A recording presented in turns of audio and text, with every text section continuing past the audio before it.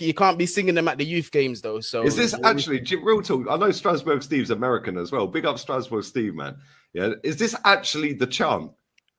Come on, Seattle! Come on, Seattle! Fight and win! Fight! Fuck off, man! I'm done. Bro, I'm telling you.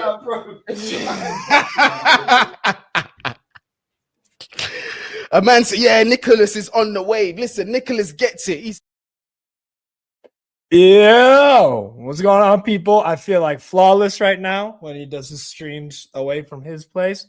That's what we're doing now, people. What's going on? Live from Nevada, usually. Yo. With cows in person, so y'all should enjoy it. Big up everybody for being in the building. Sebastian the Swede talking shit about the World Cup after his fucking country got decimated. Oh, who was that? Who's What's his country? And they lost? Sweet Sebastian. Oh, yeah, you're Swedish Chilean, so of course it's just some copium. And Benny, you're right. All cares what fucking CR7 does. He's washed. His teammate called him fucking dad. Yeah. I cannot believe, dude. No American player would say that about Pulisic. Like, it's insane. But anyway, we're here live for Deutschland, Côte d'Ivoire. Really big game. Very, very excited to see if Ivory Coast are up for the challenge, really, and kind of figure out what Germany's level actually is. This is a good benchmark game for about team stuff with Team Shot and their starting 11 with Müller in goal. The back for Joshua Kimmich at right back is the captain. Nathaniel Brown is at left back.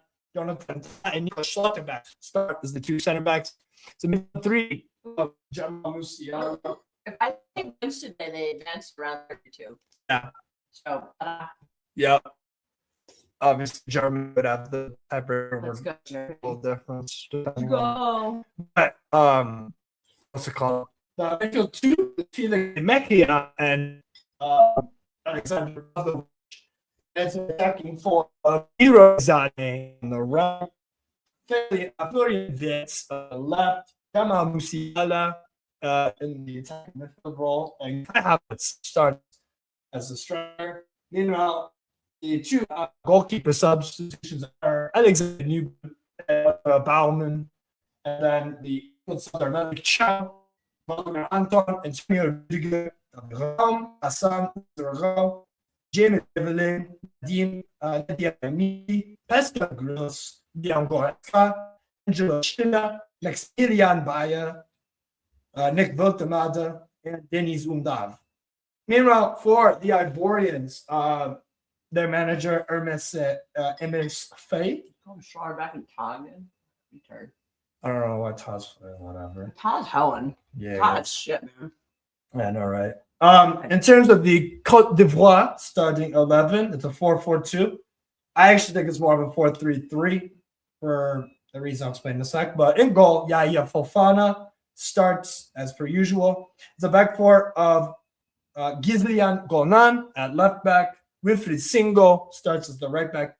Two center backs, Emmanuel Agbadou and Odilion Kusunu. Midfield three of Christ Bolai and Ibrahim Sangare, alongside the captain of Côte d'Ivoire, Franck Cressy. And the attacking three is Yan Diomande on the left, Amad Diallo on the right, and Anjoan Boni starts as the lone 9 for Les Elephants. On the bench, the two goalkeepers, two backup goalkeepers for Côte d'Ivoire, they've got Aban Lafont and Mohamed Kone. Then the outfield subs for the Ivorians, you've got Christopher Operi, Ousmane Diomande, Gela Doué, Levan Ndika, Bazoumana Touré, Jean-Michel Seri, Prafé Gringron, Seko Fofana, Simon Adingra, Oumar Diakite, Eli Wahi, Nicolas Pepe, and Evan Guesson. What are we saying?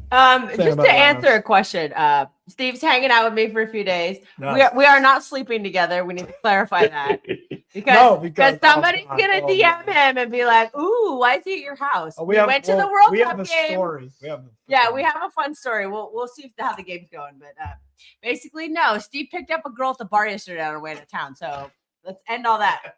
And I got a Mancunian I'm talking to, so we're nobody get any stupid ideas. But anyways, I start work in 30 minutes, so I'm just hanging out in the living room watching for a little while, and then I will join the stream from my office when I start working. Like, you know the drill. Yeah, the next game. So basically, Steve is taking my morning spot, and I'm going to go to my afternoon spot very soon. So that's why it's kind of a weird start to the show. But it is what it is. Yeah, USA. 10 was spot on about the U.S. so far. Dude. Team. You know, Charlotte was too.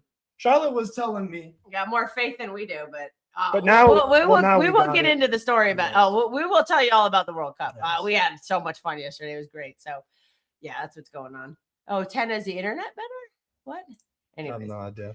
Let's do score prediction. Do you like the lineup we went with, or would you rather see Malik Chow than No. So you think he's worse than Ta? Chow has too many mistakes in him. He does. I watched a lot of Newcastle, so I know. He has some good moments and good games, but yeah, he always makes. Wow, look at this fucking guy. Look at 10. Look at this fucking guy. Yeah, Lewis, Steve's hanging out for a few days. Big up, yo. I'll try. Yeah, he's just hanging. Oh out. no, actually, no, Lewis. We've been in the same house this entire time. Yeah, the whole time. Yeah. It's a grand conspiracy. It's a conspiracy. No, he's gonna that, so. Nah, it's cool. Big up, Lewis. Though, good to see you, bro. Yeah, we've been living in the same house. We just decided for the first time in a year and a half. Oh yeah, The reveal. Yeah.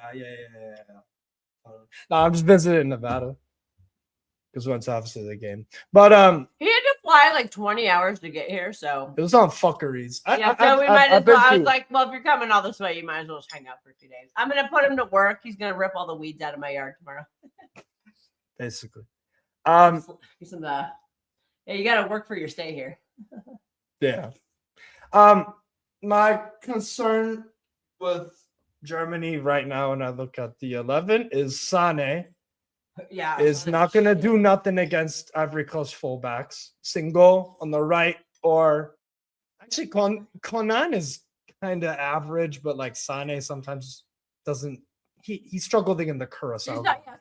Fuck all against fucking Curacao. single, He bro. ain't doing shit against Ivory Coast. Yeah.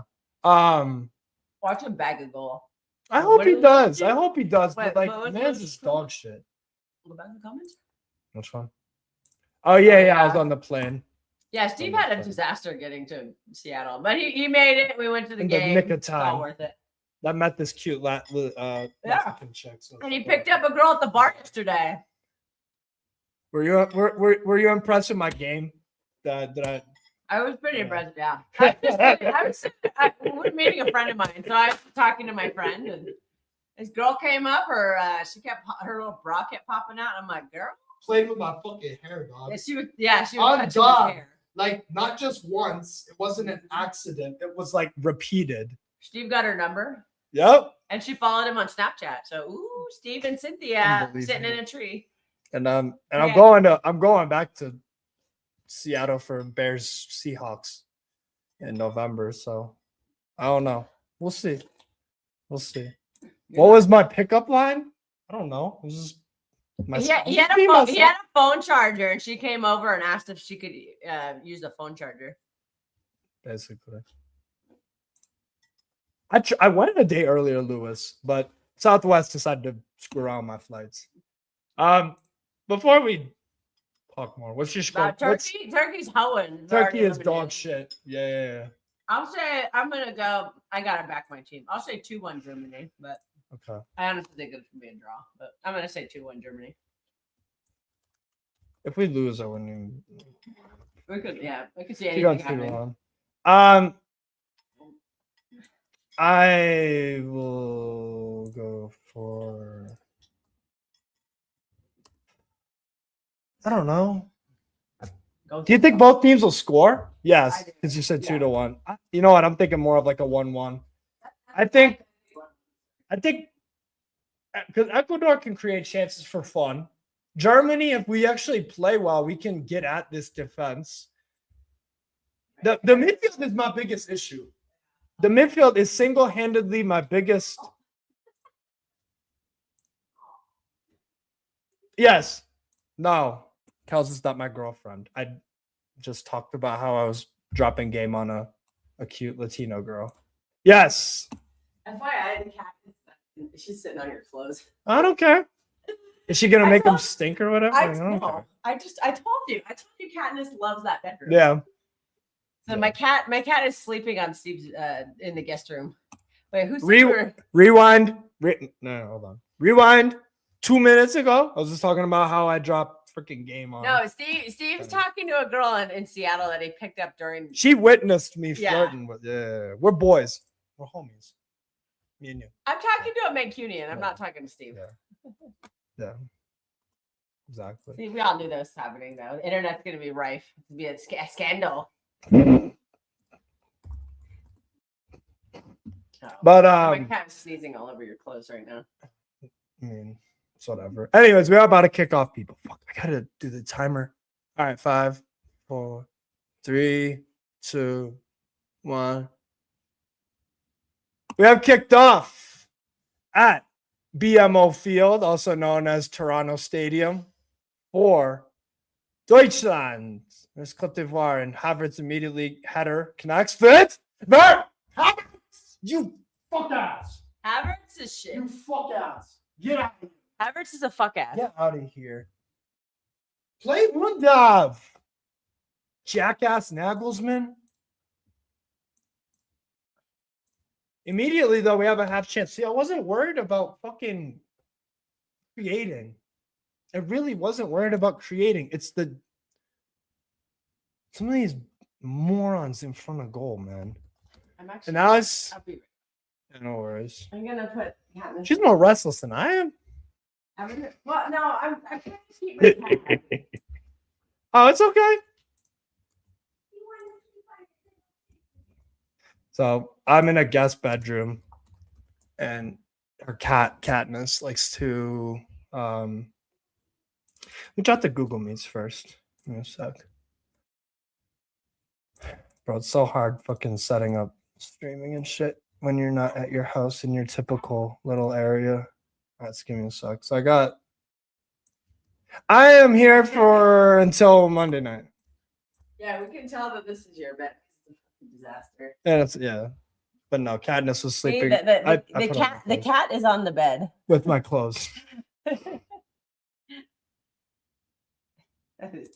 No, I just put the plastic bag on her bed. She loves. Just drop it. Haiti out, Turkey out, then later Curacao and Tunisia going out. Oh god, boys will be boys. Yeah, I'm here till Monday. I mean, it's 10. It's 10. Yeah. We expect that from him. Yeah, I just put the. Slaughter back. It was good pass. Good pass. Come on. Nice touch, Sane. Actually, for once, Sane. Mechia. Nice. Good start, Germany. Taking the ball around nicely here. Kimmich. Switch over to the left. Witz. How was the game? It was fucking incredible. Oh, I've never seen anything like it. When I go into my office and start streaming, it'll be a lot. We'll go into detail then. I'm just kind of hanging out for. Yeah. Oh shit! Oh no! Here's Bonny.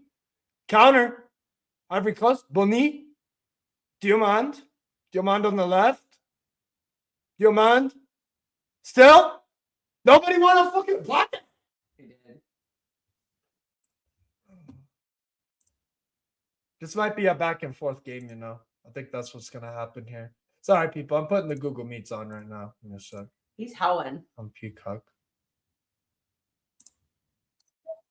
Oh, shut up. Not you. That was nice. Oh, you said USA 2-0. You're spot on. Benny. Oh, Benny's very complimentary to the US. Y'all were amazing yesterday. Well, very, very complete performance. We showed we could attack and defend. But yeah. We'll have more on that later. It's Fofana.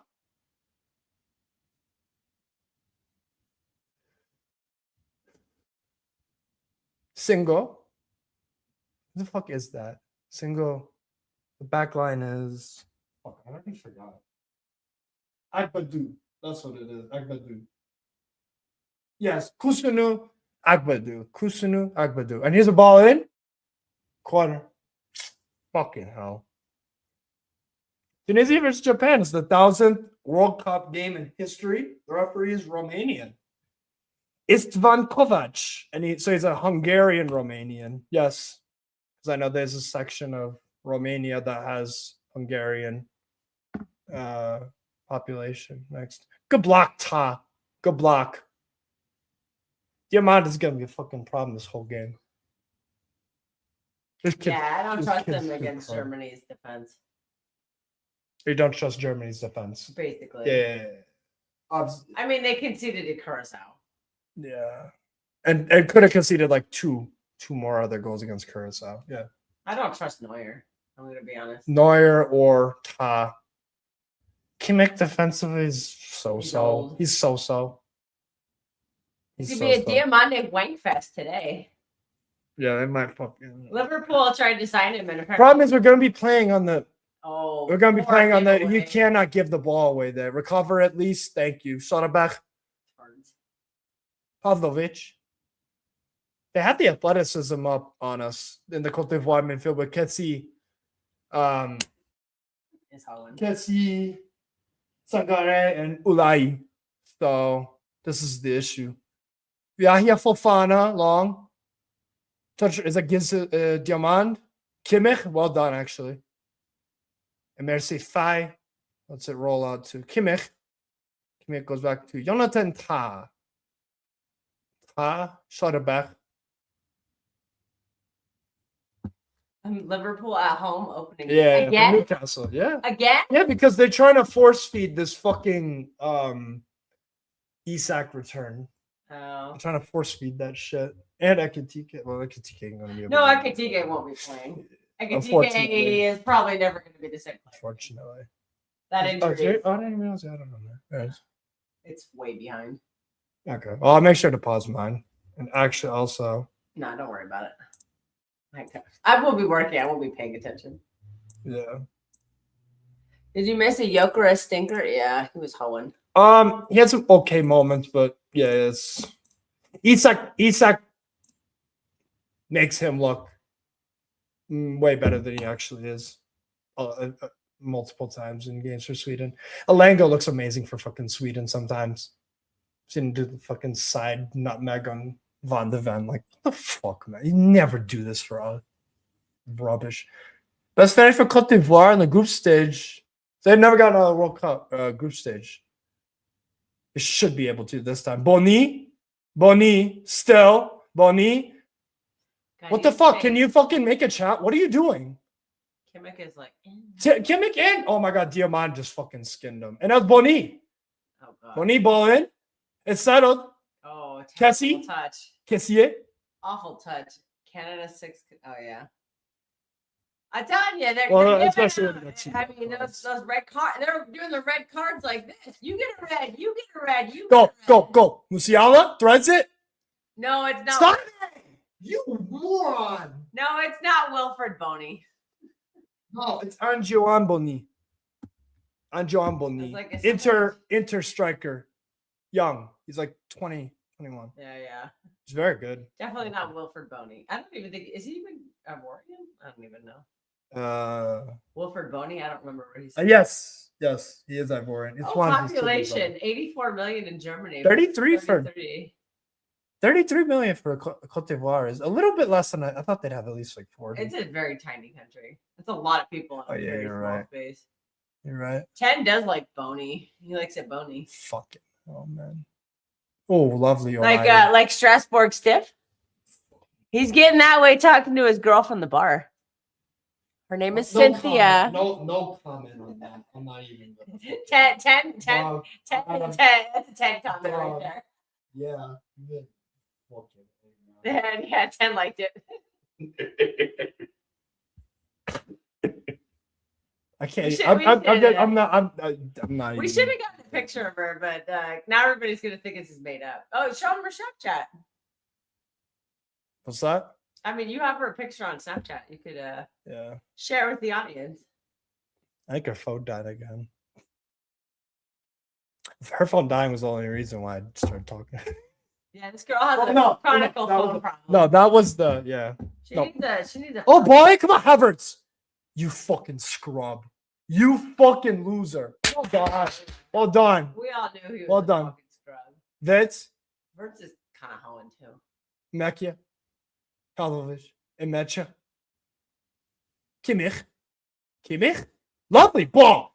Oh, I said Yaya Fofana. Fucking A. And now Côte d'Ivoire counter shut down really well by Nathaniel Brown, who could have played for America. What a save, dude. Fucking hell. That was a good save. An incredible save. And he parried it away from danger too. That's the best part. Who's down? A Schlotterbeck? Oh, shit. Classic Schlotterbeck. Dog, if he's down. It's time for Woodiger. Oh no. Kai Havertz got some buck teeth. Looking like Bruno. Ooh. Not quite that bad. Oh no, Bruno France looks like an actual fucking beaver. Bucktooth Bruno bitch beaver. No, Bruno looks like a rat. Dude, that's the hand. Ooh, Ronaldo, stop being a fucking asshole. I can't believe Jean Mev flat out said he's just another player. He's a jag. That's unbelievable. That's what happens when you have a fucking manager in charge of believes in astrology. Your leader of the pack is a fucking child, a fucking teenage white girl in astrology. Get out of here. Speaking of get out of here, Kessie just stripped the ball off Emechia a bit too easily. We got to 60 people watching as well. Make sure to smash the like, subscribe to both TCF Extra and Strasbourg Steve. Havertz, no foul. Fuck. Diallo, nice pass over to Diamond. Oh shit. No. Conan. Header down. Strike. Oh, fucking block. Yeah, because that's the only motherfuckers on this universe that take astrology seriously. I was in high school like 5 years ago. My best friend Olivia had a roommate that was like a fucking indica child. She thought she was a legitimate indica child and like just rotted her. You don't want to know it. Indigo child think they're like sent from angels to like it's. Oh boy. It's a lot. Yeah, that's a no. Right, that's what I'm saying. It's astrology and all this nonsense. I was in high school 9 years ago. I was in high school. Speaking of that fraud, 7 years ago. Big up Adam as well. We're going for Germany. Yes, obviously. Ooh. Havertz, contest the header, you dipshit. Useless fucking cracker. Useless, fam.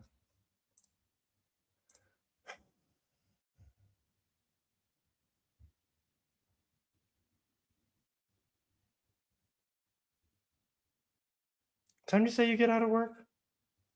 10 p.m. 1:30 to 10. Those are my hours. I'll see.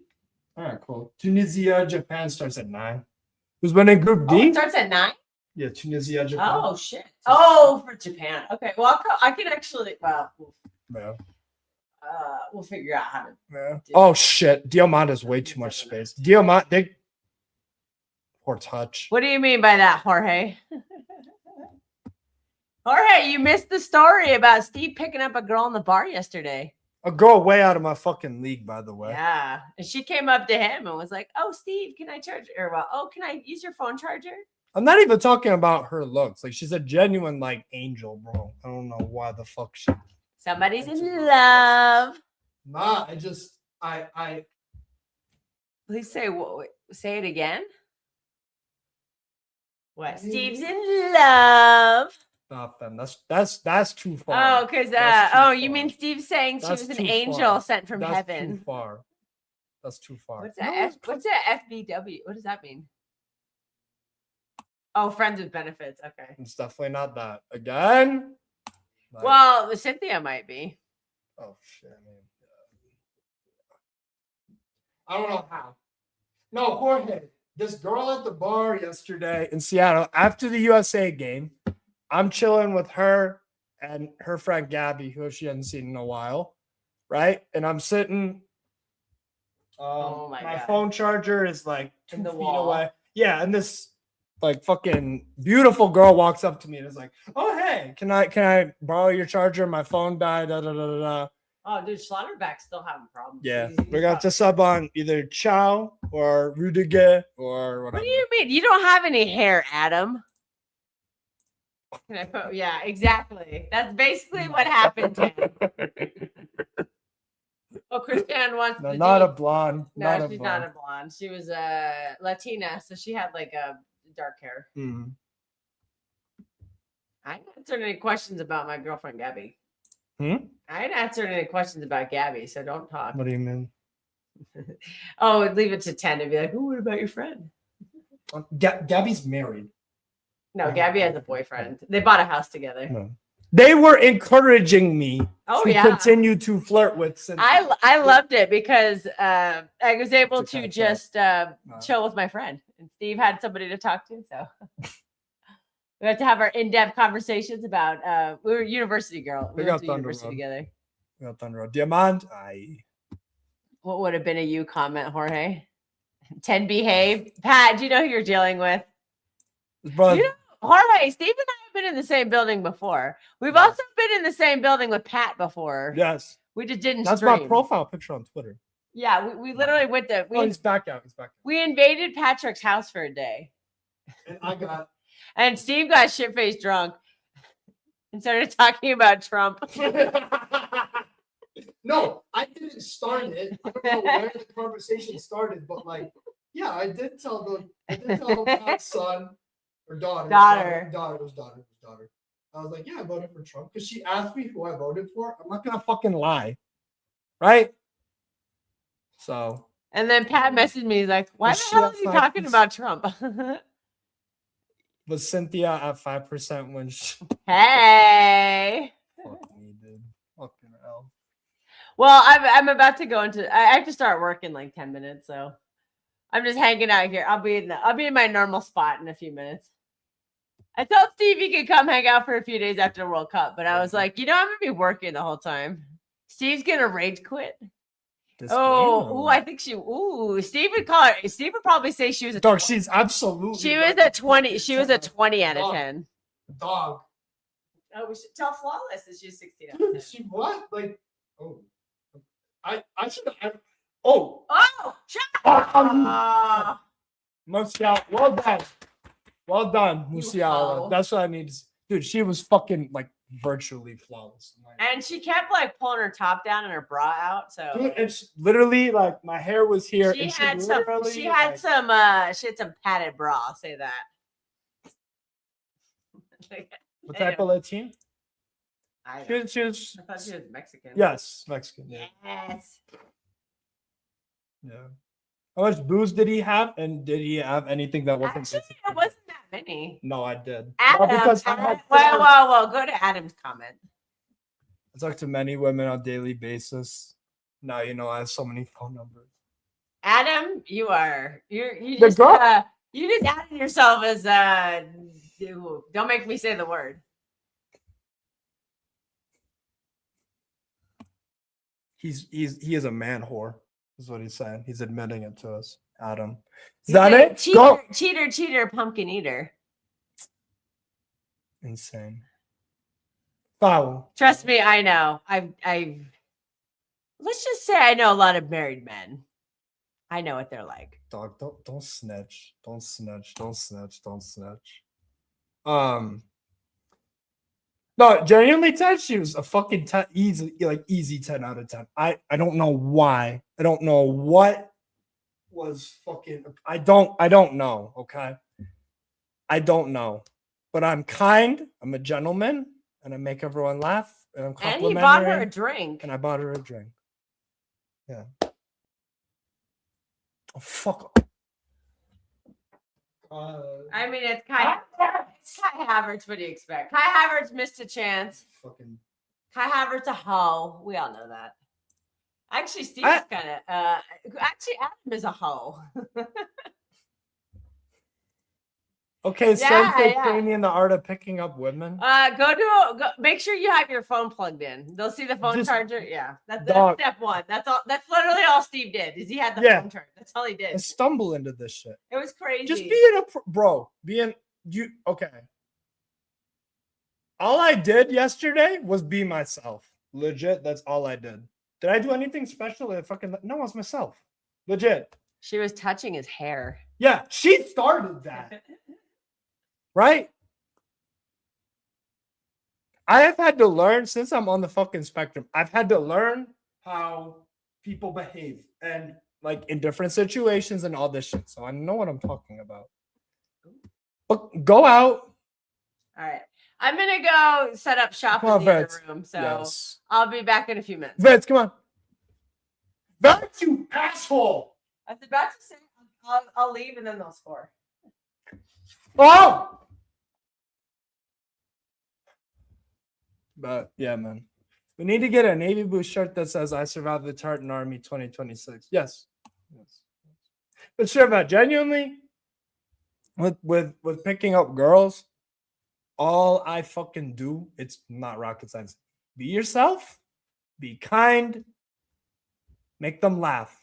That's the one thing. Make them laugh. You got to figure out on the fly what their kind of humor is. It's not, you can't overthink it. You really can't overthink it. It's a goal. No. What? Go! Yeah, let's go. Wait, what? No. Fucking, what are we doing? Foul? What on fucking earth? By the way, I dropped the. Hold on.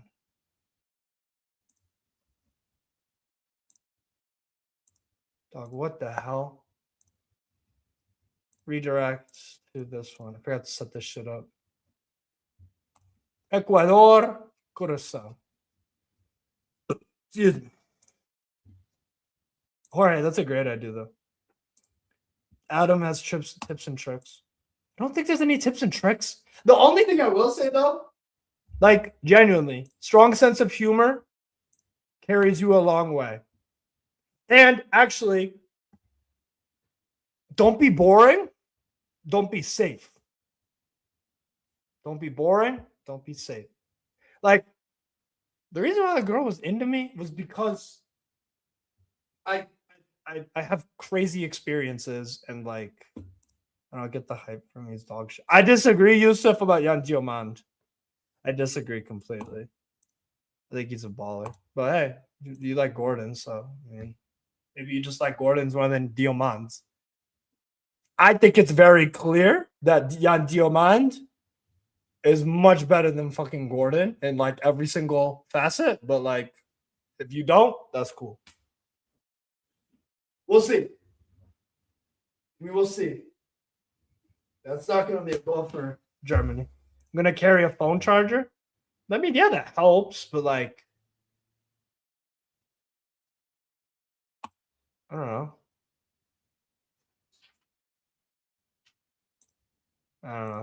She seemed interested in me like the moment she walked up to me in some sort of way. I don't know. Oh, you know why? Because I was having a conversation with Kels and her friend Gabby, and I was like being loud and like making them laugh a lot. And I think Cynthia was like a table. She could see that I was like making them laugh and stuff, and was like, maybe she's like, the way I fucking look. I don't know. I don't fucking know. Is Kelster literally right over there? Yeah, in the other room. Am I echoing? I think so. Might want to shut the door. Is that better? Oh, that's terrible. No, it's the audio thing. I think it's not going to work. You can't shut your door? I was on like headphones and a mic and it was still echoing. I think it's just an audio problem. I mean, I'll try it again.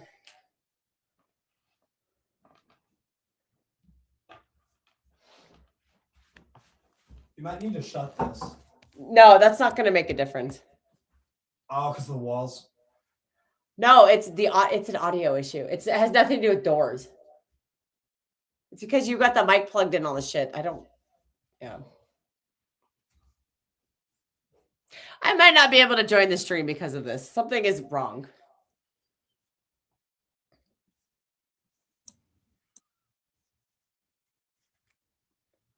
I have no idea how to fix this. Wait, is it still echoing? I think it's your mic being a thing. I think your mic is picking me up. I mean, here, I'll try shutting the door. I'll try.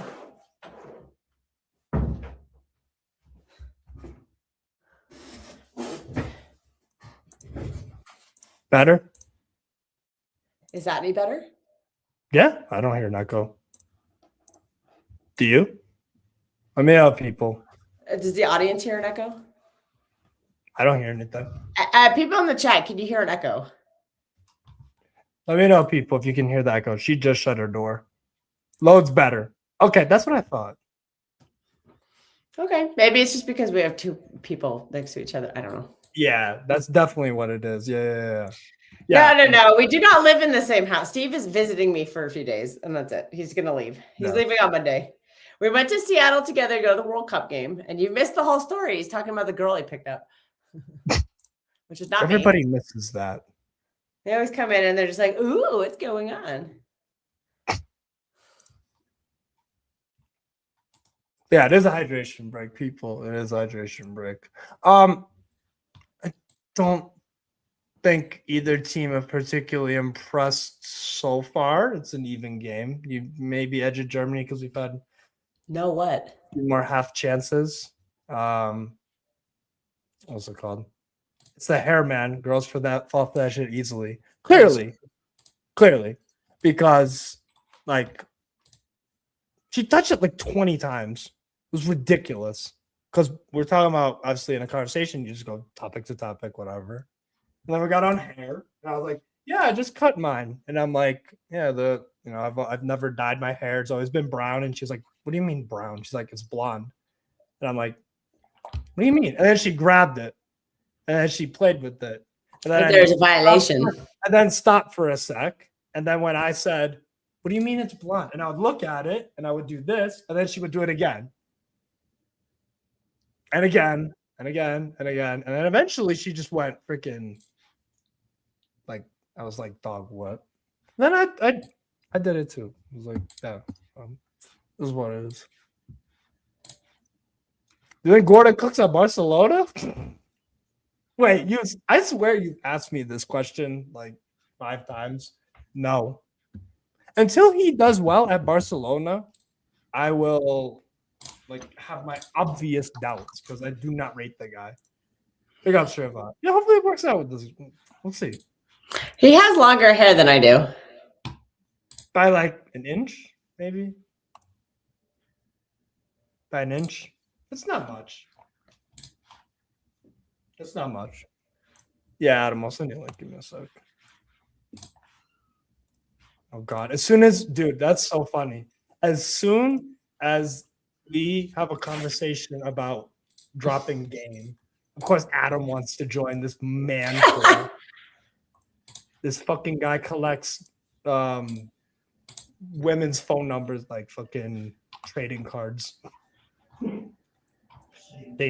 Shameless brother. Gordon cooks at Barca, who knows? Savio cooked the drone and sucks at City. Savio's a much better footballer than Gordon. Like Gordon, I don't know. Here is Boni. Very nice. Hold up, play.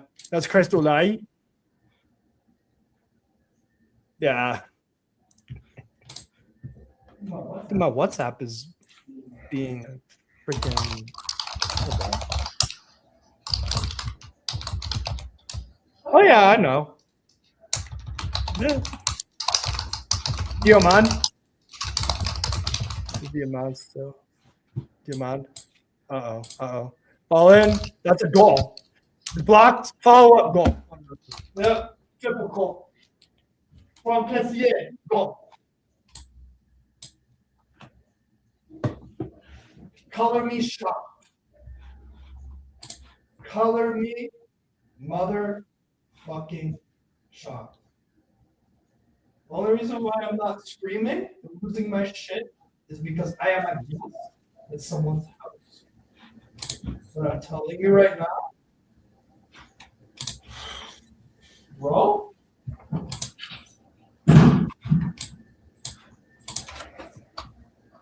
That joke.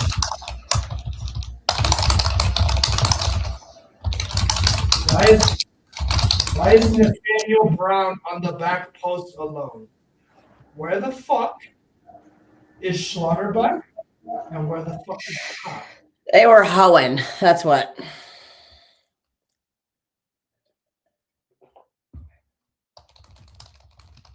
One out to every coast. Oh. Dog shit.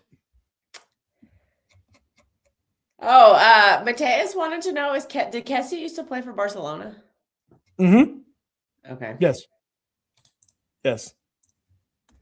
Cassier was at Atalanta, AC Milan, Barcelona, and now he's at the Saudi club. Oh my fucking god. Al Ahly, because he plays with Mahrez, and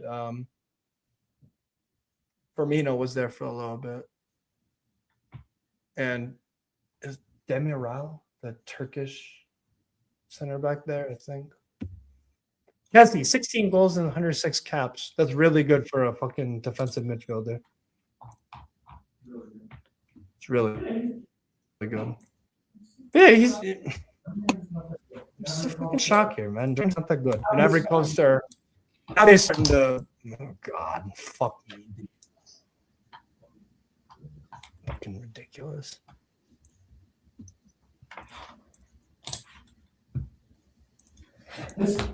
This.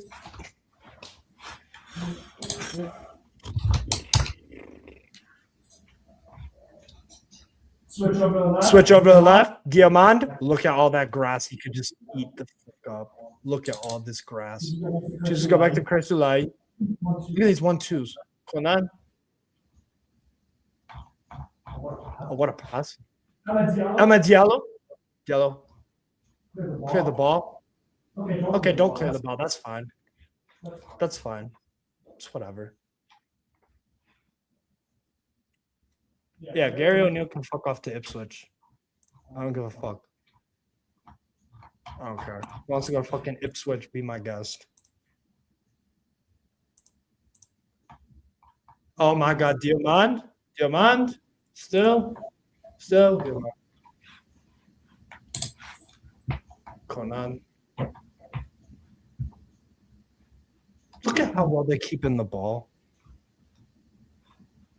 Anytime a German player, Germany drove. The USA over everybody. That's how me and Kels are. USA over freaking everybody. But yeah, right now we're rooting for Germany, but we're just being whores. So Germany playing like shit. Single. Shot her back. Yo, Brown, you need to carry the ball a bit, man. And he loses the ball.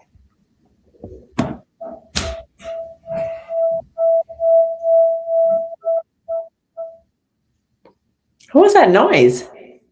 I don't know. The echo thing was weird.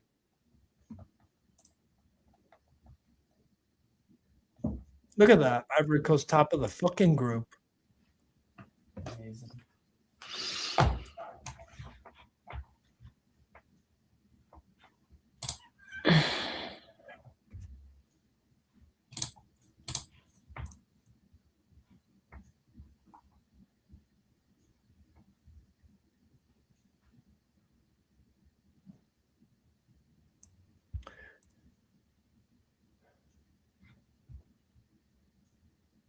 Man. Oh, what a ball. What a fantastic ball, Agbadu. Oh, Diallo was just a stride behind it, but what a ball. Way things are looking. USA have a free run to the quarterfinals at least. Yes. Yes. never felt good about the USMNT at any point in my life. Never once.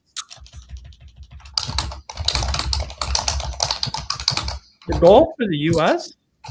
Let's go and try to win the fucking World Cup. If we don't, like, aim for the fucking moon. Aim for the fucking moon. If you don't, you land in the stars. It's one of those. Fucking try to do it. Like Pochettino, to his credit, he was saying we'll be here in Atlanta for the semifinals. So let's see if he can do that. We're certainly playing like one of the better teams in the tournament. Sunday, shut it back. Wonderful. No.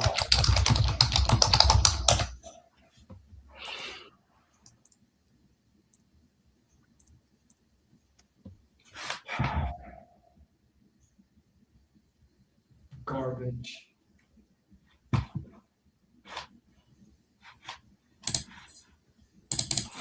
What a fucking embarrassing goal to concede, man.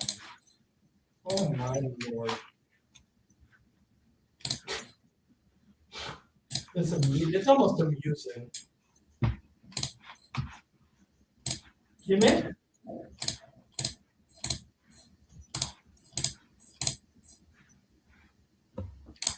The atmosphere, but that stadium, the atmosphere yesterday, proper stadium, much better than those soulless corporate bowls that the Brits make fun of. Which one? The USA.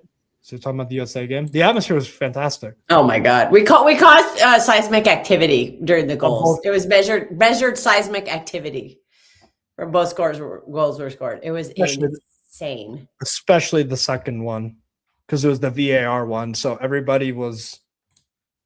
Like it was the tensity, and then it led up to the ref saying goal, and everyone went ape shit. Oh god, we went nuts. I'm shocked that I didn't fall on anyone. I could barely think. I was just Alai. Oh my god. Yeah. That stadium is built to be loud as fuck. It does its job. It really does its job. I'm impressed. And the Aussies traveled well. There's at least 10,000 of them.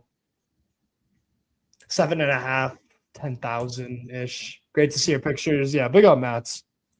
Big up, bro. It was a great game. A wonderful experience. Me and Kels had a phenomenal time there. It was just a great day. Like the build up to the game in Seattle. We walked around for a bit at the farmers market. Did the march to the stadium. That was fantastic. And honestly, the ticketing situation, that it did really well. I haven't heard any issues. It was obviously packed, but it was sold out. Yeah. Well, it was mostly just me panicking that my tickets were fake or something, because there's been a lot of no. There's been a lot of we'll call it controversy, as the Scots like to say, with that ticket vendor, but we got in. Oh wow. Bonnie should probably just go near post. Neuer can't dive down to his right very well. Yes, yeah, exactly. The stand behind one of the goals was yellow. Yeah, it was cool. No, I fucks with Seattle. Oh god, no, come on. Musiala? Wow, what a good challenge. What a good challenge. Why is he passing that? This is a mess. This is a complete fucking farce, bro. That's farcical.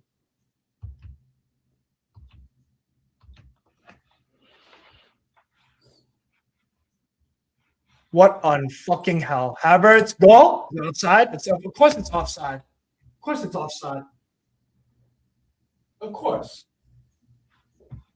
Is it this fucking stupid Ku Klux Klan motherfucker? This useless fucking idiot.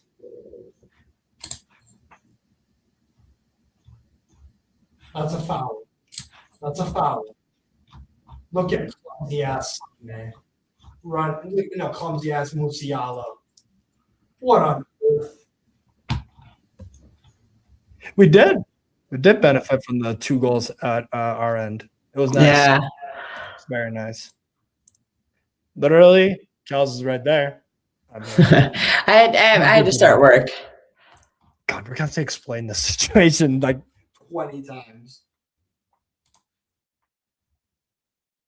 Oh, go. Trust me.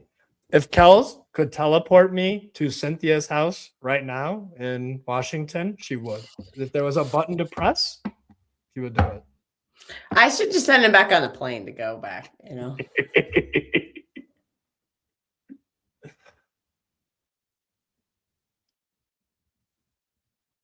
That's definitely a foul. Yeah, goal correctly disallowed.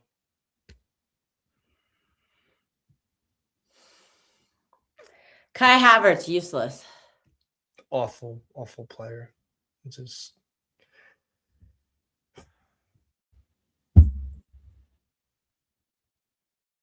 how long are you in the West Coast for? Until Monday night. Fly back. I'll be arriving in Boston at 11 a.m. local time. Okay, so Kimmich. That's a good ball. Nobody on the follow-up. It's too easily cleared. And now, ball. Oh my God, Diallo's one-on-one with Nathaniel Brown here. Oh wow. Fucking recovery. Nice. Oh, that's what it is.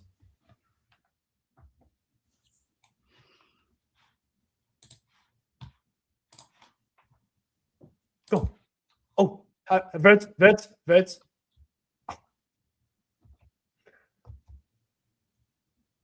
Yo, I'm.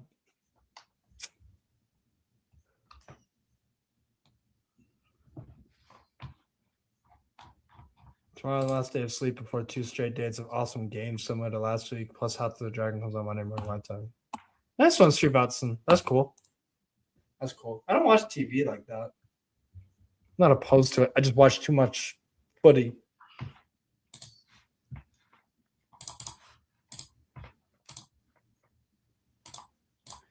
Ball in. Ta header backwards. Strike. Block. Sort of it.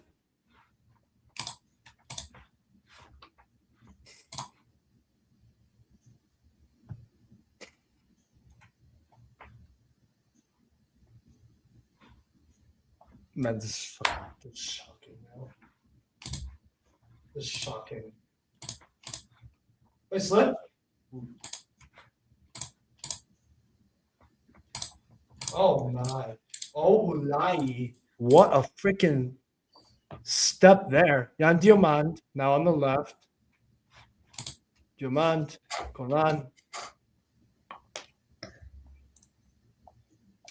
Kels, what was Steve singing of the national anthem like? Like everyone else? Just belted it. She can sing though. Kels over here, she can sing. And I can tell you that because my mom has an amazing singing voice. Amazing. And my mom knows her music. Like her musical intelligence hasn't fully rubbed off on me. It's rubbed off on me enough to the point where I can recognize what isn't a good or bad voice. But yes, Kels has a very good voice. Very good. Very good singing voice. Which I'm not surprised. Kels is about to say a man of many talents. A woman of many talents. The Swiss Army knife, and you're Swiss. So there you go. There you go. Header, so on her back, he just gives it a fucking man, this is garbage. This is straight up garbage. I don't know what to tell you people about Germany. Why anybody had us top in the group, I have no freaking clue. We're lucky that they haven't really shown all of their potential going forward. Côte d'Ivoire. I think Diamant has some good moments, but like that touch there is not the best. I guess Ecuador is better. You know what? This, honest to God, ooh.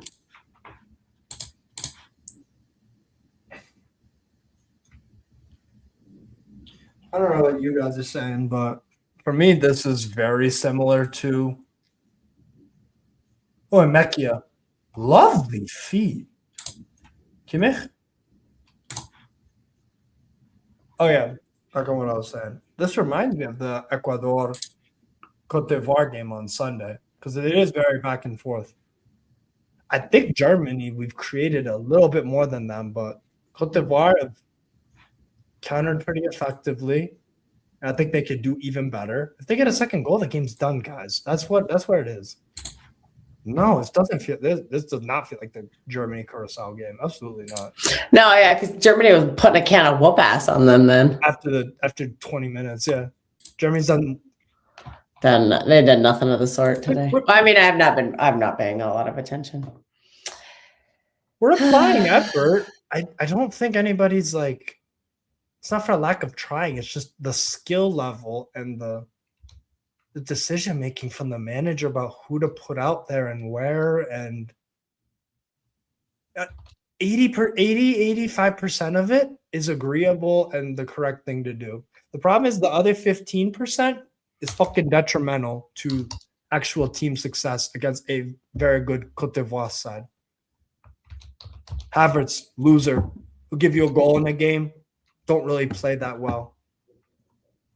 Emechia, if he's one of your better midfielders, that's okay when it's against Curacao because he's obviously a little bit better in most aspects than Comenencia. And the Andro and Juninho Bacuna, fine. Tremendous. But when you're coming up against Christ Ulai, coming up against what are you?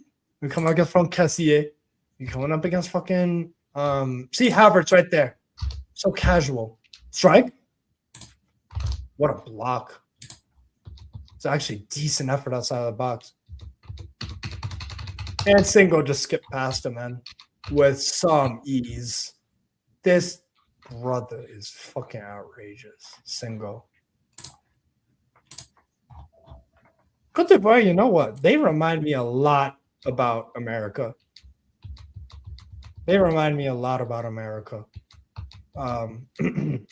Play style, the profiles of players they have on their squad.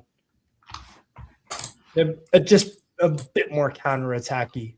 Just a bit more. But my God, they have athleticism for days. They have technical ability. They have hustle. They have physicality. They have wingers. They have a lot to offer. Drop my earbud. For fuck's sake. The hell did it go?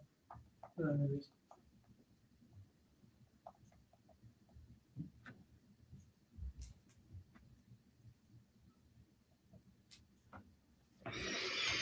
I think Steve is pretending he's speaking German, but it's No, not I'm sounding very good. No, I'm not saying last names and first names. This that is why I don't, despite the fact that my grandma is from Germany, I don't speak any German. So this is why I don't try to pronounce the names German because I don't want to sound like an idiot. So some of them I do. The only language I could feel comfortable kind of faking is French. Because I studied French for 5 years. I'm not faking. That's the thing. It's not faking. It's not faking. Oh, you know what I mean. Because my mom knows German.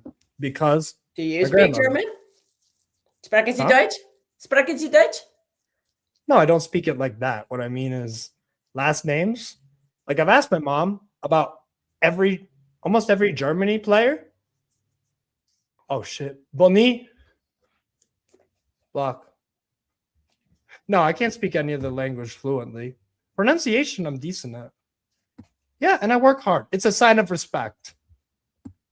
And I'm autistic, so I want to know how to fucking say them correct.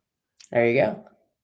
That's it. But no, Cal, like I've asked my mom, I will literally, my poor mom. And that's my. I know, but knowing how to pronounce it and actually having the whatever the sounds are, two very different things. Yeah, it's not perfect, but just like how. Hey man, fake it till you make it, right? Fall in.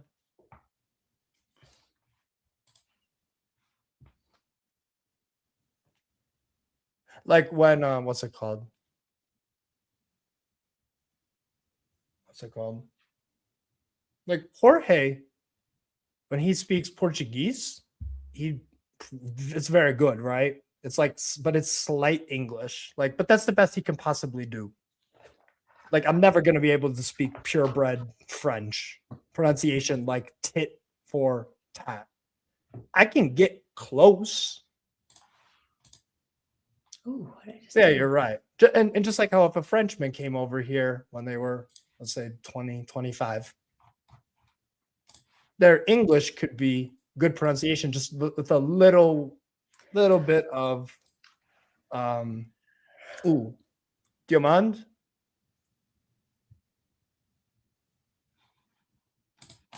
Very nice.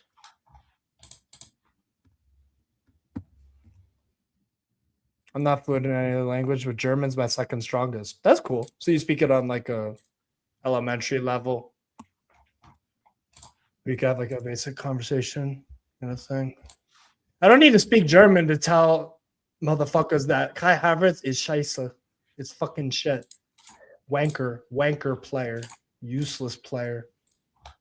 Vince needs to stop being useless as well. And look at Havertz, man. Why are you going backwards with the ball? Just to get bullied off it by Diallo. Pussy-o, dude. Thank you for your effort. I respect autistic people that have uncanny attention to detail. Yes, I do. Appreciate it, Jack. Big up, bro. You're very, I must say, and Kels will probably agree with me. Jack, you are one of the friendlier and more complimentary people in the comments, bro. You're genuinely good dude. I respect it. How are you? What are you planting? I've got tomatoes, I've got peppers, I've got corn. I've got some other stuff that's not doing that well, but I'm trying. I am trying. Yeah, some of the peppers are doing pretty good. I picked some and ate some for breakfast. I could see some jalapenos coming in, so that should be delicious. Nice. I'm helping her garden out there. I'm going to do that tomorrow morning. He's going to try to. He took one swing with a rake and he broke it. Or not a swing, like a dig.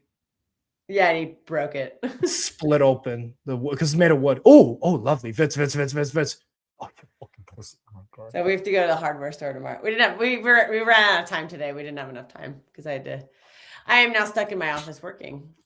And there's a problem at work, so I will be exiting the stream and calling a coworker to fix the problem. It's a problem that I cannot deal with. Yes. Fuck. Halftime, people. Well, no Côte d'Ivoire. We spent a lot of time attacking and doing fuck all with it, really. The Côte d'Ivoire defensively have been very solid. I would say they're conceding a little bit too many half chances, but ich bin Matt und ich spreche kein Deutsch. I can't say that, so I don't even try. It's Kinddeutsch. Anyways, I'm going to be exiting the stream for a little while because I have a work issue I have to deal with. So no worries. I will be back. No worries. That's halftime, people. He's Matt and he speaks a little German. Also, Jack Swagger, you know some German. Nice. I'll be right back, people. Give me 2 seconds.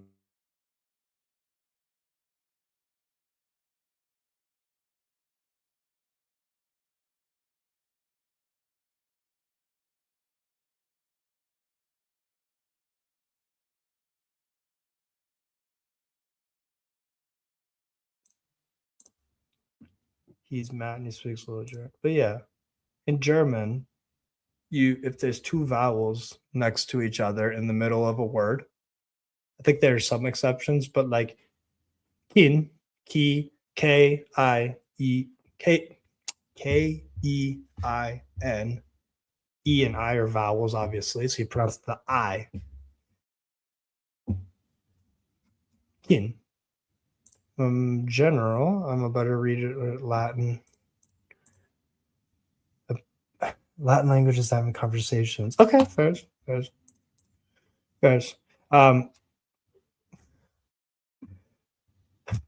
don't know what to say, people, about this fucking this Germany performance. It's just very unimpressive. That's really all I gotta say. Again, I can't fault a lack of effort. I think the quality is a massive issue. Guys, what has Leroy Sané offered in this match? Please, someone let me know what he's fucking offered in this game.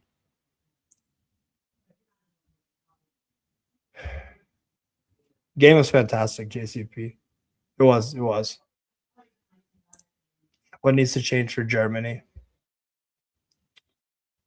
I said 1-1, but if Côte d'Ivoire go 2-0 up in the second half, barring a red card or a weird substitution for Côte d'Ivoire, if they go 2-0 up, the game's done for all intents and purposes. Vitz has had some okay moments, but like, again,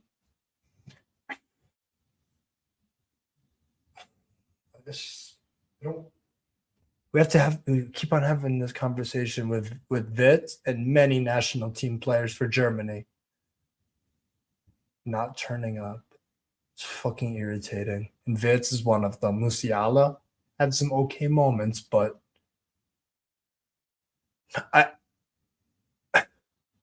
Diamond is trying his best. I think his level can go up because I've seen it.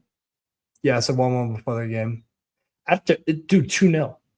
2-0 is my halftime prediction. I'll stick with my prediction just for stubbornness, but if I'm allowed to change my prediction in the game, Mechia is the only one, and that's in Mechia. In Mechia, this is the issue, okay? When you're in football, you need your most talented players to be your most consistent ones and your highest performers. When a player that is not a locked on starter, if it's up to me, guys, I'm not really starting in Mechia because I don't think he's that high level player. He does his thing for Germany. I think he's a good performer for Germany. And I think he's shown a level today above most of the other Germans out there. I think Brown has done okay. Kimmich, some good passing. Everybody's just been not horrible. As individuals, okay. Everyone's done okay. Average. Mediocre. Yeah, put Voltemada out there instead of Havertz. Put Undav out there. No, we do. No, we do have good replacements at striker. We do. Fucking absurd.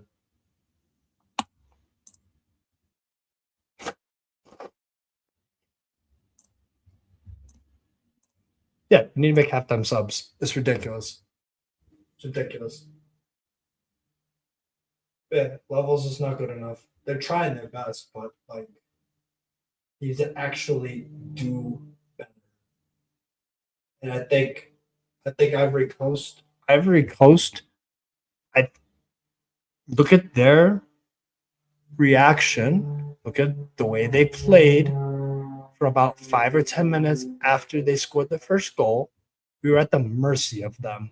We could not get the ball off of them. The only reason why we are doing this, why we have control and possession and all this bullshit. All of this bullshit. The only reason why is because Côte d'Ivoire is choosing to just sit back, use their physicality, and I think they're being a bit too defensive. That's just me, though. I think they're being a bit too defensive. If Ivory Coast really wanna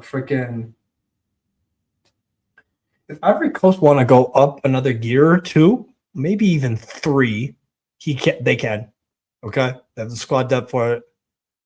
They have the profiles and the players and the formation. The manager sets them up for success. I think all of their players have been pretty good. I think Agbadu, good. Agbadu, good. Kusunu, good. Thingo, impressive. Conan, been all right. Diallo, I think he needs to get the ball a bit more. Diamant has had a lot of the ball. I think he can do better, but he's had some good moments. You can see what he's about. It's promise. Olai Kessie, or Kessier, and what's it called?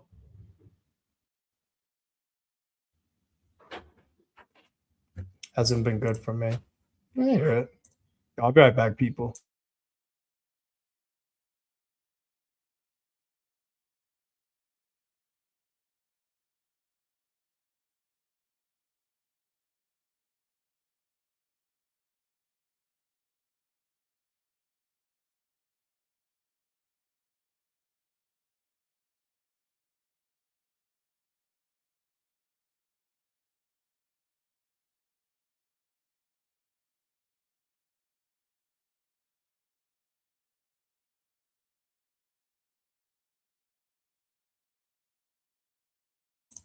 Sorry, people. How do you feel Germany played, Steve? Average at best. I think we've created a decent amount, but so did Ecuador.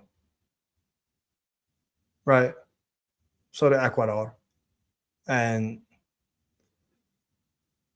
they didn't take their chances. Côte d'Ivoire with less chances, but a bit more, for lack of a better term, fucking some crack snap will pop, like some actual, like, some juice in their attack. That's what it is, guys. I don't think Diamant has had a great game today. You can see the guy has some fucking juice, okay? You can see the guy has some high-level talent and might not work out for him in the whole game.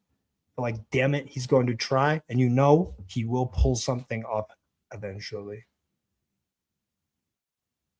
Witz for Germany, it's like, okay, you have some good games, but, like, expect more out of you. Just don't. So I think we're doing okay. It's just Nagelsmann needs to bench Havertz. I don't like when he receives the ball. I don't like when Havertz receives the ball and decides to just go backwards. Like, try to carry the ball forward. But he has no physicality against Kusunu and fucking what's it called? Kusunu and Agbadu.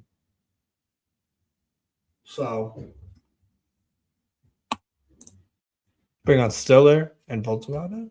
Nice. That's smart. Brown. Yeah, he's been all right, I guess. Been all right. Pavlovich, Kimmich getting overran at times. They're playing some decent passes. I don't think that's the issue. Physically, though, they're getting pinched off the ball a bit too easy. I don't know.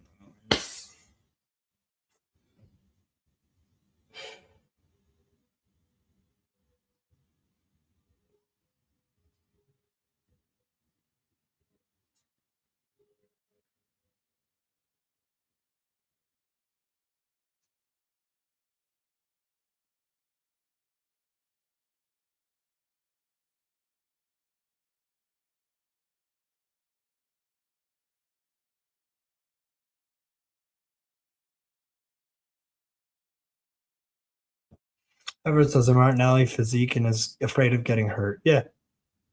Not about that life, bro, because he's fucking skinny. He's built like me. He's built like me. fucking irritating, dude.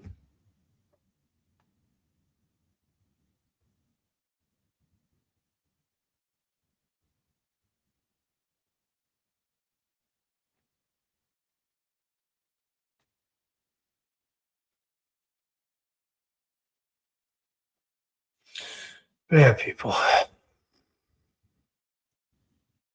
don't even think Havertz's a lack of heart. I just lack of balls, which is hard, I guess. Yeah, he does. Lack of balls.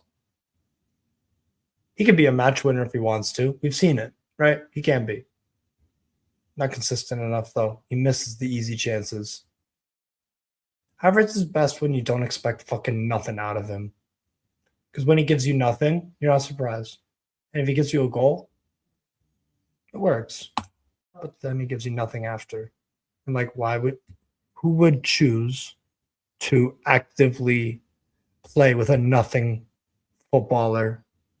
If you're trying to, what Germany are trying to do is we're trying to get Havertz involved in the game a lot. We're trying to switch it out wide. Kimmich will get him plenty crosses in. Sané tries to combine with Havertz as much as possible. And then Imekia steps up as well, tries to do little triangles and go around, right?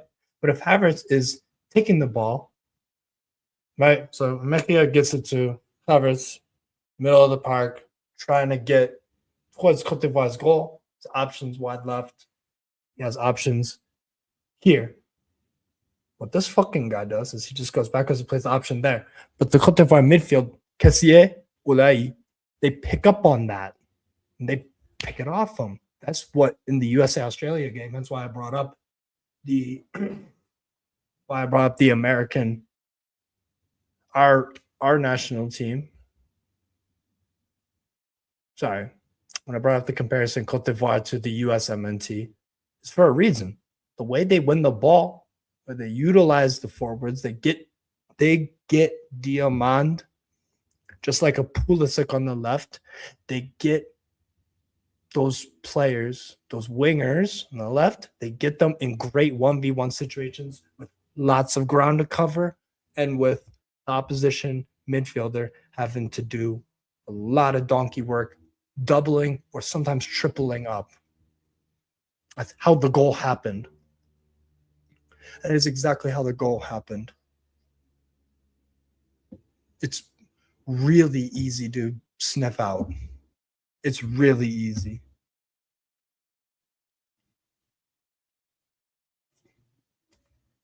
So I don't know. I think Côte d'Ivoire for them, if I'm being honest, they just need to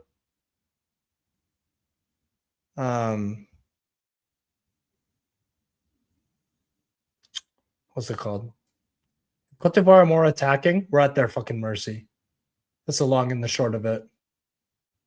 And we made a change.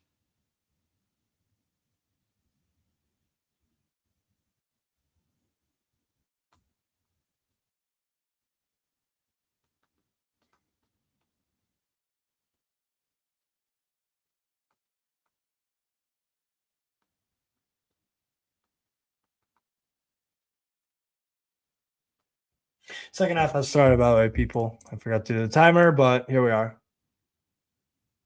Just like how Havertz forgot to play football. I'm just very worried. If like I said, if Ivory Coast can realize at halftime, like we are not far off of these guys. Like, okay, it's Germany. You've got the flag on the shirt. You've got the badge. You've got some superstar names, but like we ain't playing like a good Germany side. Attack them. Fucking attack them. We don't really have too much to fear. You can't play like that necessarily against France, even though I have many complaints about France, because our unbelievable quality on and off, like in the starting 11 or off the bench, like we just in an instant kill you. Bakola on the break. Mbappé, Doué, Cherki, Dembélé, even though Dembélé doesn't play very well for France, he still has a capability.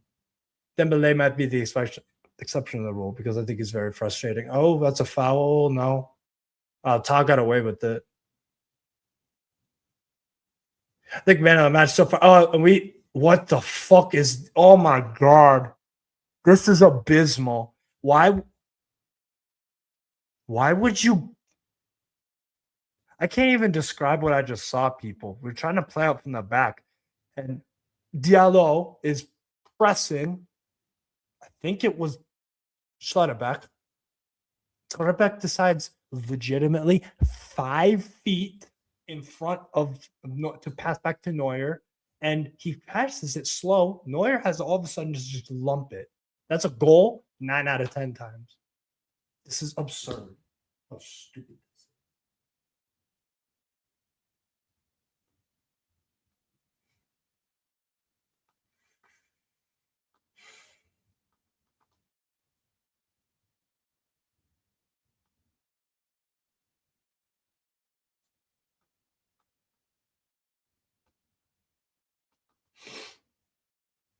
Brown? Musiala? Lovely. Oh, what a challenge. Kusunu. I thought that was a goal. Yep, Musiala, you got to pull that freaking trigger. Pull the trigger, bro. Come on. What is going on, dude?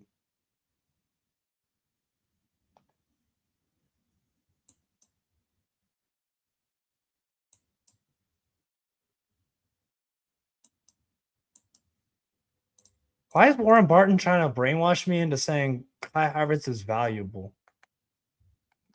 I love you, Warren Barton, but stop gaslighting me like a teenage white girl talking about astrology. I'm not here for it. I like most of his takes, but that's just a dead take, bro. Wow. Not useful. He looks useful. Looks useful. Like Gallagher looks useful. It's deceptive. I agree. I think the ref has done a great job. I think the game's had a good flow to it. I don't think either team has crossed the line or anything. Like I think he's calling a good game. Good flow to the game. Yeah. And Boni, he creates some separation. Todd doesn't get there because he's slow as shit. If that's Chow, he gets there. Unbelievable.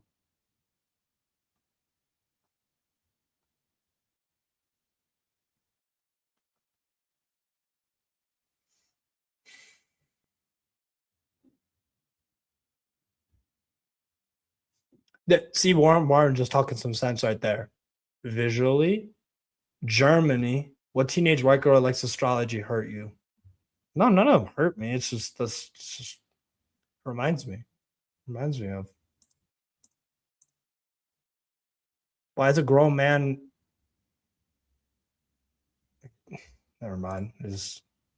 Great step, Agbadu. Oh, what a carry, Cassier. Jesus Christ. Diallo, Cassier, brace. Should have been. Oh, what a block. Very good block.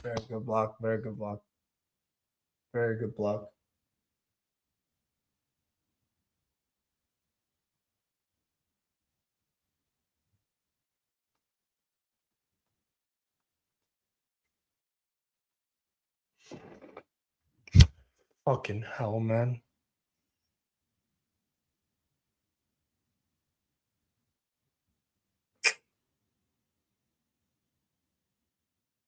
Ta. Pavlovich, Brown, Ta. Jonathan Ta.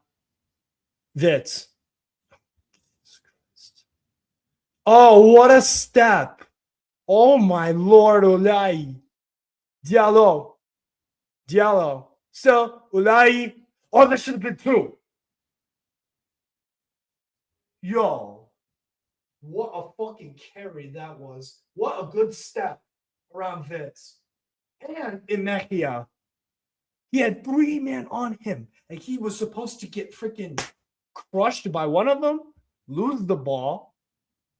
He was not. There was no. Christ Olai had no business moving around like that. with that step and carry. That's absurd. It's like he did a magic trick. Genuinely, like he did a fucking magic trick with his feet and his whole body. Just like, that's all I could describe. This is literally, you know, those motherfuckers who, what a block. You know, those motherfuckers, the wizards in like Las Vegas, who they could take a guess from the audience and like, oh yeah, you're gonna lay in this cardboard box and I'm gonna split it, and then like, you know what I mean? The brother's feet are in one box and the brother's body is in another cardboard box over here, and it's like, wait, how are you joking? Like that's literally what it looked like.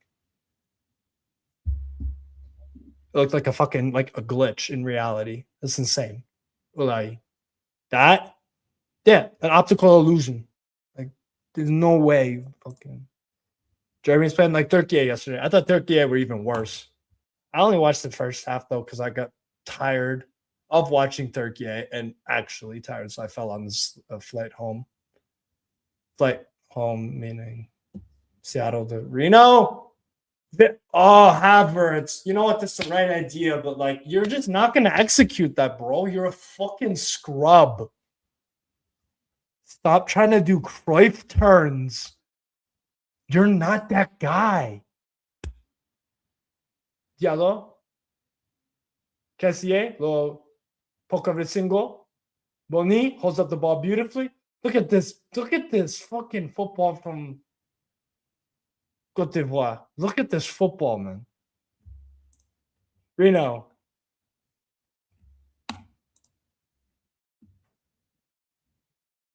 Amad Diallo. Cheeky touch. Cheeky touch with the left to settle it on the bounce. Kessié. Kessié is a marvelous player. This guy makes football look so easy. Ulai makes football look easy. Bit of a commentator's curse there because the pass from Ulai to Kusunu wasn't the best, but Côte d'Ivoire still keep it. And Brown, you got to defend against Diallo. Oh, he got the step on him, and it's all of a sudden wide open for Boni. Shoved over. Is that shoulder to shoulder? Oh, no, it's Kessié. Kessié is so... You know how much better Germany would be if we had a midfield two of Kessié and Pavlovic? You know how much better Bayern München would be if we had from Kessié and Pavlovic next to each other? Levels.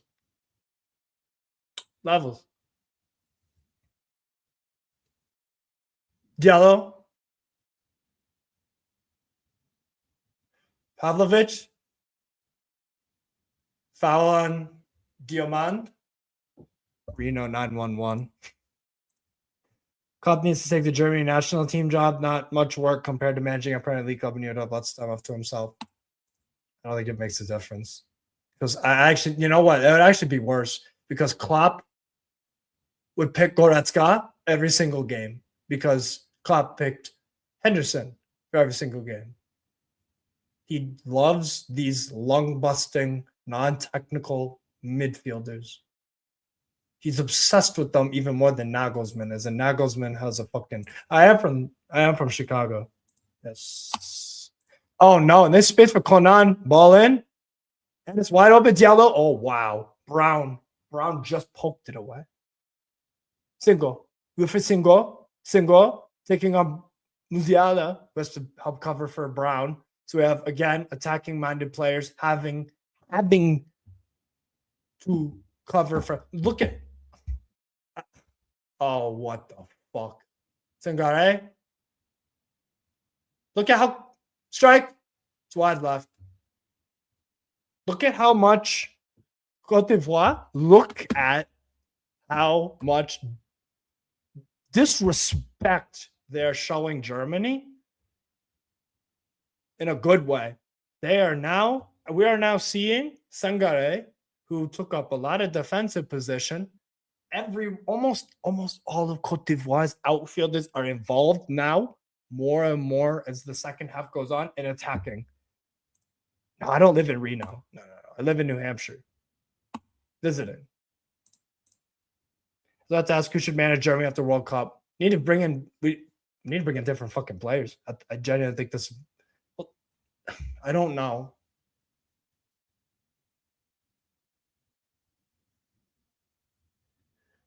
Maybe this is a video in and of itself about maybe that I could make about what I would do if I was the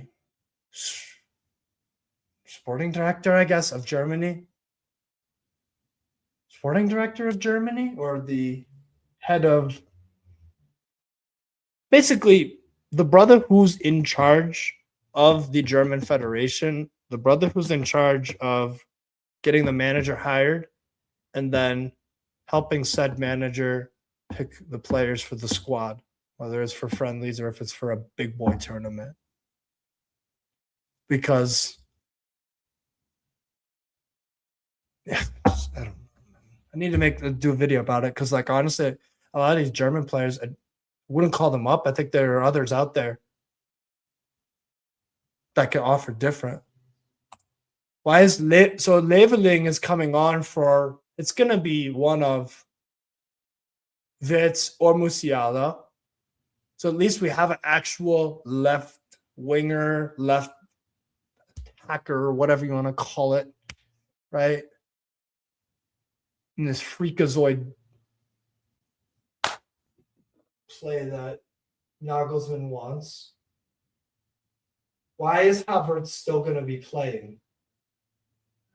You gave Leveling the 9 shirt, so are we just going to now take an actual good player in Jamie Leveling and put him as a striker? Because that's just not going to work. You need Undav out there because he can actually mix it up physically, and he can actually do the role of a striker. Dime of a touch Havertz. Musiala, beautiful defending there. Actually, good play from Germany. Klopp with that corner. Wouldn't Klopp have similar problems to Flick when the balance wouldn't be there? Exactly my point, bro. Exactly my point. Yeah. No, I'm not even asking for Michael Ballack level player. I'm not.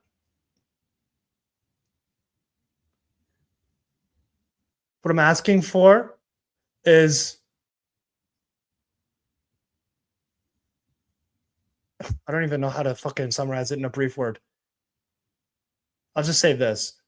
Some continuity, but reliability. And I want the players to fit how the manager wants to play. The manager thinks Havertz is good enough for his way of playing, and the media, whether it's a Turkish pundit or an American pundit or a British pundit or German pundits or Brazilian pundits, they all suck off Havertz and say he's this underappreciated player. I'm not even going to say the Dutch ones, because if you asked Ruud Gullit or any of the old school Dutch guys that do commentary for Dutch TV, they're actually honest. They give strong and warranted real life critique for Van Dijk. Yeah? Real criticism that hurts fans' feelings because they're right. Yeah? Not enough German. We're going away from our bluntness, bro. The Havertz glaze he's an average player who has a match-winning gene in him, okay? Not as a starter. Midfield. There's just things we're lacking. Strike. Leveling. My head's fucking gone, okay? So I don't even know who Leveling came on for. I've been staring at the TV screen. I don't even know who the fuck Leveling came on for. I've actually made 4 subs. This is how fucking rip shit I am, people.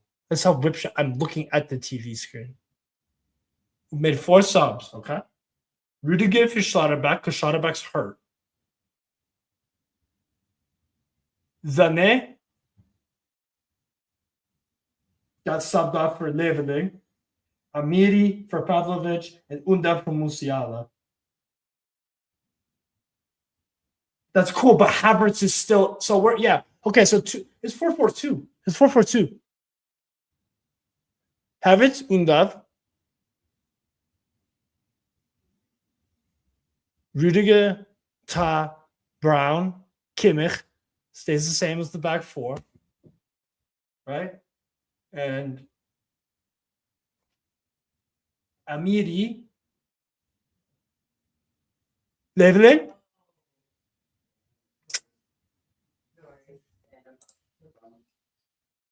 I think your hair is from former Soviet state and Clubman.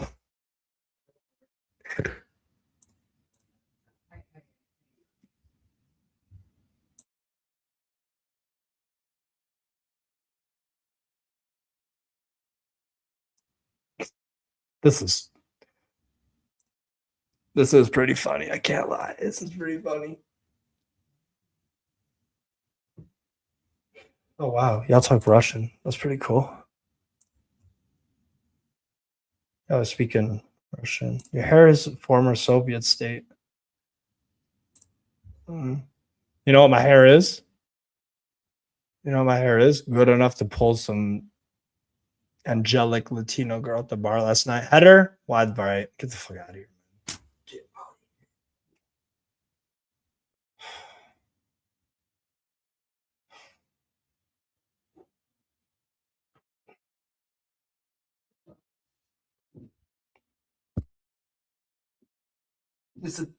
out. Warren Barton again, spot on. It's a tame header.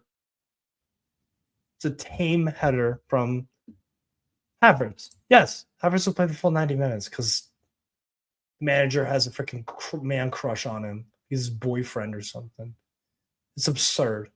Some of the managerial decisions at this World Cup have been abysmal. Really abysmal, dude. Like, ugh. Popovich yesterday trying to do big brain shit against. Nah, like, come on, man. You're benching Nestori Iracunda for Nation Velupele. I like Velupele. He's a good player. I watched the A-League a decent amount. I've seen him play before. I've seen him play for Australia. He's a good player. Like, they needed outlets on the break to hurt the United States, and they didn't do that enough in the first half. And in the first half, we went 2-0 up because Australia couldn't cope with a multitude of things that we were doing. So, I mean, today you see, Steve Clark. This is Scottish Berhalter.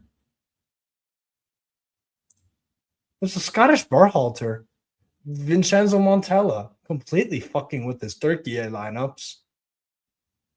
Completely just decimating chances of them getting out of the group.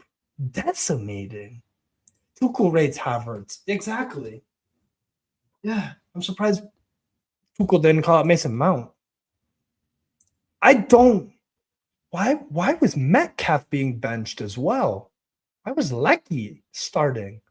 If you paid attention to the Australia-Turkey game, Lecky did some good things, but as soon as Yildiz got subbed on in the second half for Turkey,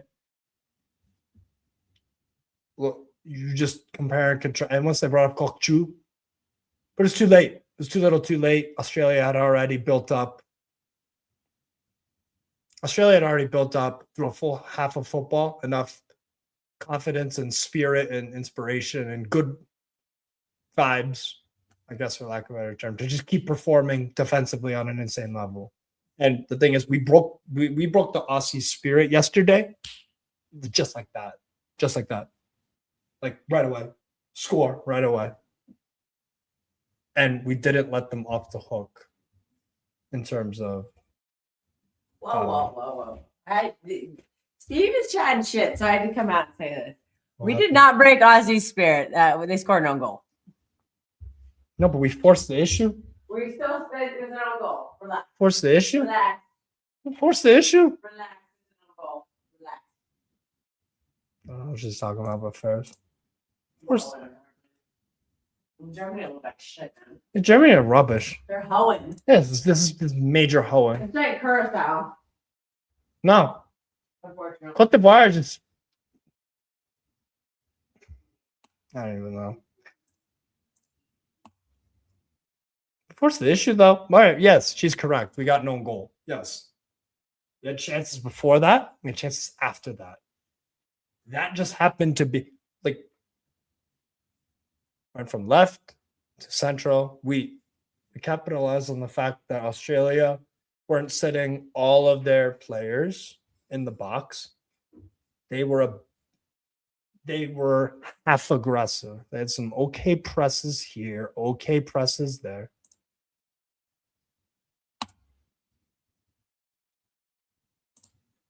It's good effort, my friend. It came over as this one. I still think Australia gets a 1-0 or 2-1 win over Paraguay, though.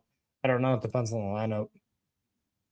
If Popovich wants to just have some continuity, you know, I don't think Brazil. I think Scotland are like mediocre as fuck. I think Brazil play at a mediocre level. Goal! Yes! 1-1. Undav. Oh, wow. What? Let's go. Hold on. Let's go. What a shocker, Kels. Havertz doesn't score the goal. It's the better striker, Undav. What a surprise. Or Voltemat is better, and you know my thoughts on him.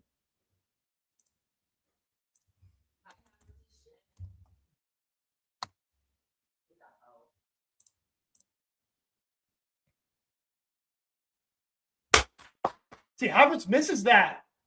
Am I lying? Kels, am I capping? Does fucking Havertz miss that? Yes, he skies that shit way over the bar. Undav is fantastic. Yeah. Nagelsmann needs to stop. I don't know. Any people here shouting from the bedroom? I don't know. Havertz is hoeing. Yeah, I agree. Yeah. I don't know. I'll check the comments in a sec. I had to move tabs to.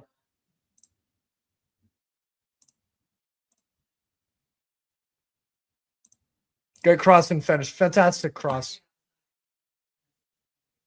I like that I saw Undav at Stuttgart. He's been tremendous the past 2 seasons. Huh? Oh, Havertz? Oh, wow. Look at that. He fucks up. Havertz. You put Undav in that. Get this fucking asshole. Get this freaking Ku Klux Klan stupid fucking haircut. Fucking dumbass looking motherfucker. Get this prick off the pitch. This is sabotage. Julian Nagelsmann. This is sabotage.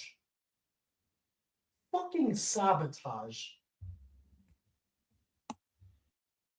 It's a teacher's pet.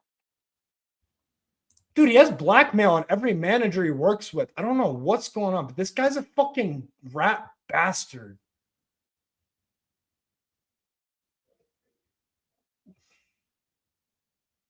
Shocking player. All the subs have been good, too. Bring off the last dead player off this freaking pitch, and maybe we can 2-1 it. The only thing this fucking asshole's good at is scoring a goal that no one expects sometimes when there's no pressure or a penalty. How about you just have Undav do that because he's just better at football than Havertz. He's more physical. He's a better first touch. He's better in-game intelligence. He picks up better striker positions than Havertz. He has better ball striking on both feet than Havertz. He's better in the air. Maybe he is okay. In the air, Havertz sometimes is decent. Maybe 1 or 2 things. But guess what? If you have 2 girls at a bar and you're boy or girl, whatever the fuck, right?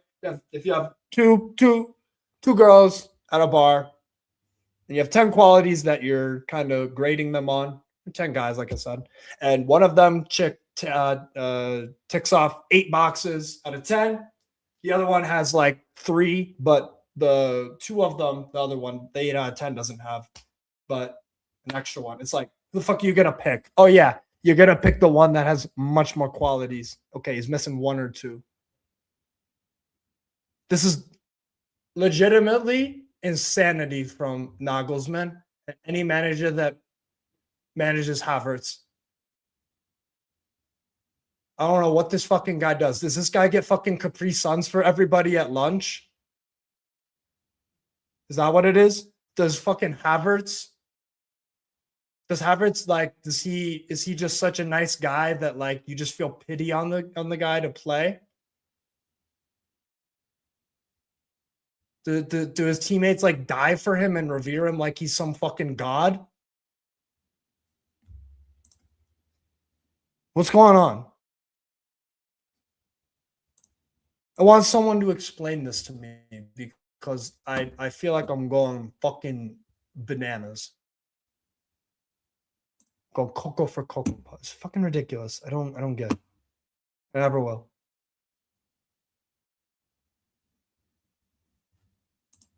You know what? This clip really, really helps explain. Is he mad? Does he have brain fag? Is this man okay in the head? I think our manager has. I think he's a schizophrenic. I think there's something in his head. He's got screws loose.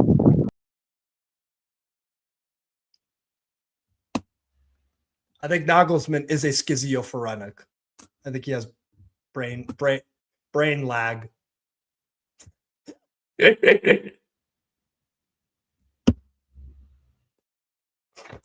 I went to the USA Australia game yesterday, bro.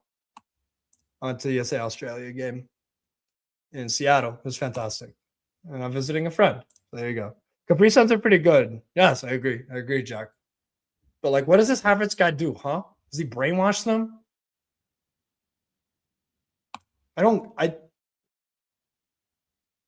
He's not useful if you want to be an actual top team, club or international level. Not good enough. He holds you back actively. Okay? This is not rocket science. Stop relying on a fucking jag to win you things. Fuck me, man. 8-11, you know? And all of the things that Undav is better at than Havertz. But guess what? This is what Nagelsmann's little pea brain sometimes goes to. Oh, one plays for Arsenal and the other plays for Stuttgart. Triple sub for the Ivorian Seko Fofana, Simona Dingra, and there's another one. I missed the other one. But I think these subs are probably a good idea. I need to just double check who the Seko Fofana for Sangare. Fofana will get them even further up the pitch, both in box crashing and ball carrying. So this is again this is probably a good sub. Probably a sub they needed to make 5 or 10 minutes ago.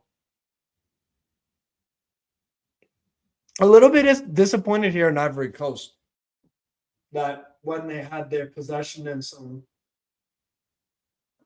real iron grip on the game to start the second half, they've actually had a good 15-minute spell that I think could have been maybe preventable from an Ivorian perspective. But look, we scored. Football's like a game of chess.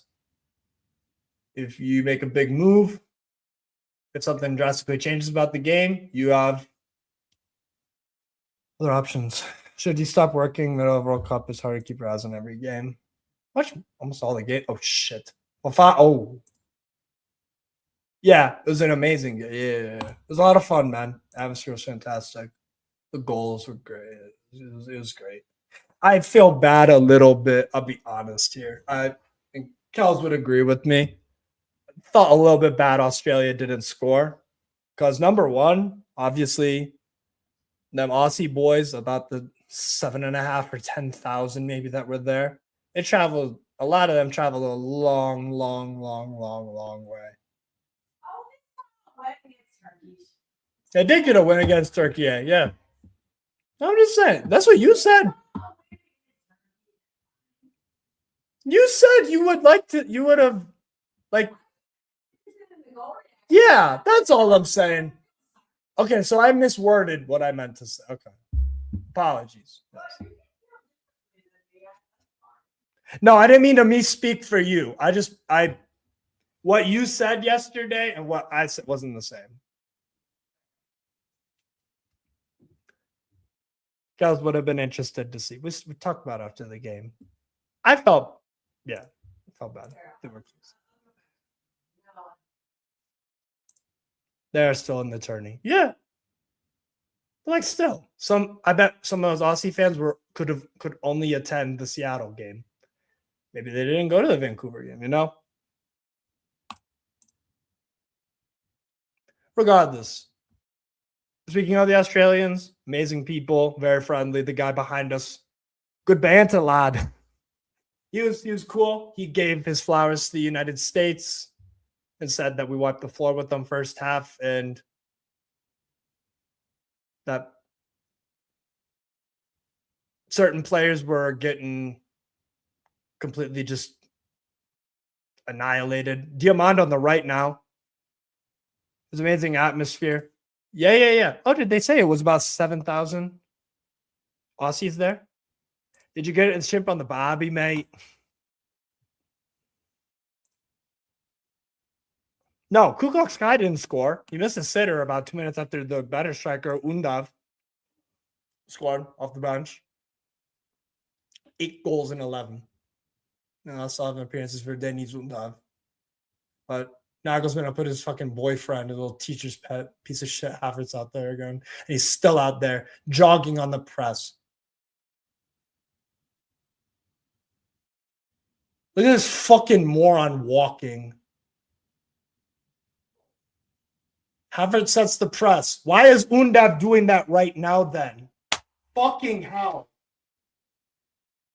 This guy has a cult. This fucker has a cult following. I don't know how or why. He brainwashes people. No, I forgot to. Aussies are good sports. Probably not, no. Yeah, the Ku Klux Klan clan.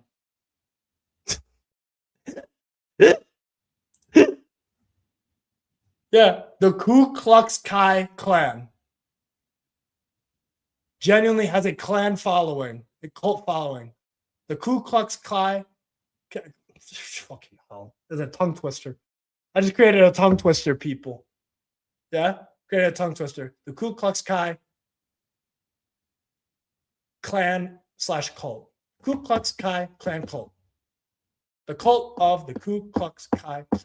See, that's a genuine tongue twister. I created a tongue twister live on air. Live on air, I created a fucking tongue twister.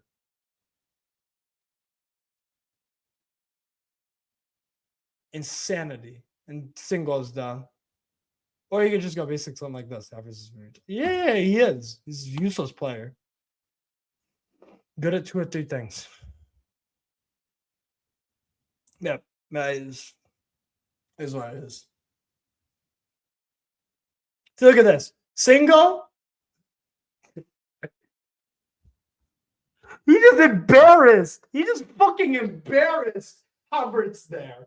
You just got stood up. You skinny white scrub, Havertz.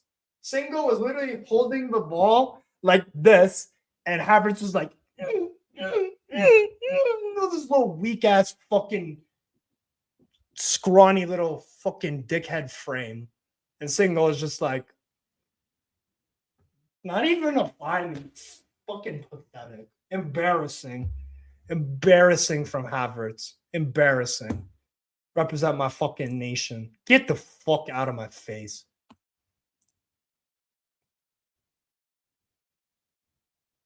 If y'all want me to smoke the other German players, it's fine. But like Havertz just pisses me off a lot. Okay? It's really, really irritating. And Mecha loses the ball too easy. The Dingra. I actually hate the fucker, and I think he's useless. That's why I'm going on about it. I'll admit my bias and my actual agenda on this fucking scrub player. Havertz a German, Jesus Ferreira? Yeah. Name me a fucking national team that like Havertz starts for. He don't start for America over Balogun. No chance in hell. He don't start for Ivory Coast. Boni starts. He don't start over Mohamed Toure. Gela Doué is getting subbed on, by the way, for Ivory Coast. Gals, I think my 1-1 prediction is looking spot on. What's more shocking is that this piece of trash Havertz is sold for over 100 mil. Yeah, it's money laundering. It's active money laundering. Ku Klux Klan, oh my God. Ku Klux Klan Kai Colt kicks like a crippled kangaroo. That's brilliant, Jack. Bravo. Bravo. Bellissimo. Bellissimo. Extraordinaire. What you saying, Steve? We good? Big up, Adam. You joining in on the Ku Klux Klan trashing session? Well, where's that criminal, Kels? I can't say this 5 times fast. I'll try. Ku Klux Klan Kai Colt kicks like a crippled kangaroo. Where's Kel disappeared to now? Kels is right here. What do you mean? What do you mean? Where's that criminal? I'm working, you punk. Punk bitch. Surprisingly. Adam, I what time are you out in the game, bro? Oh my God.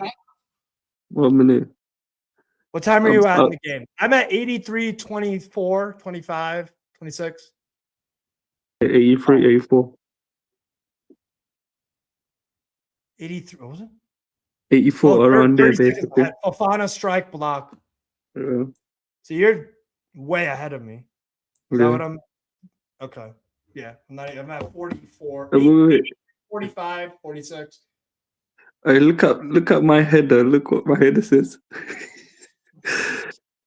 I'm an absolute fucking troll. Look what I put as my header below my name. A womanizer. I just did that just to troll Kels and annoy her for the fun of it. Yes, I already flew back. Not home, but. So Diamond off. Diamond had a poor game, by the way. He tried his best, but yeah, that's why I didn't get. But you know, that's why, Steve. I didn't get my hopes up high when we played. What's their name?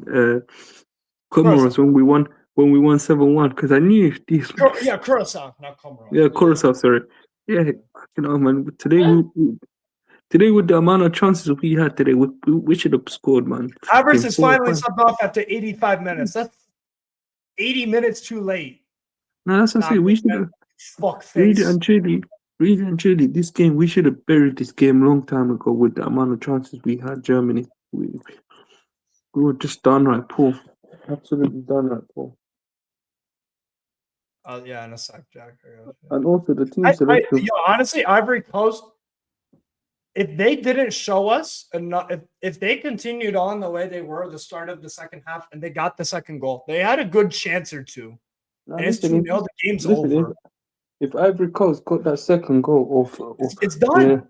Yeah, if Ivory Coast got a second goal, I don't think Germany would have come back, man. No. The team selection today let me down from what's his name, Nagelsmann, man. Yeah. Absolutely.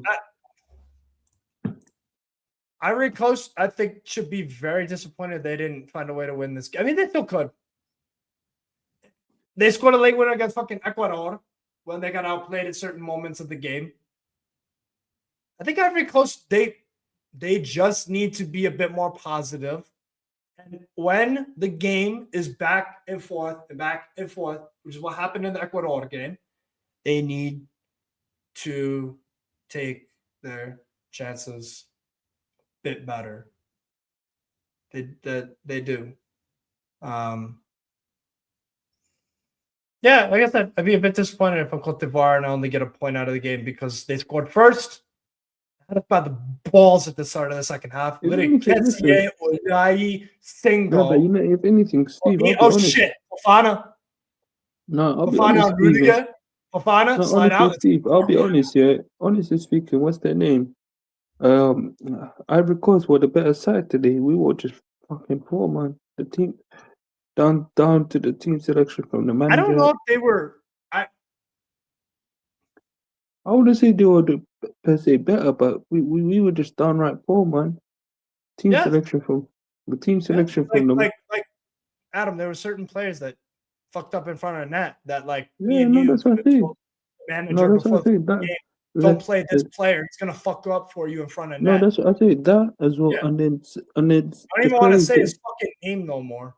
No, that's what I say. And some of these players did not. Like what you just said, like some of these players did not take their chances, a lot of grass. This brother has a lot of grass eat up here like a hippopotamus. Pepe slide over, and it's a terrible decision. Why is he not shooting? Oh my god! That Kai Havertz. No, it wasn't worth it. And I haven't even gotten into. Is that the Kai Havertz chance? Is that the Kai Havertz chance? How the bloody fuck did he miss that? How? Because it's Havertz, bro.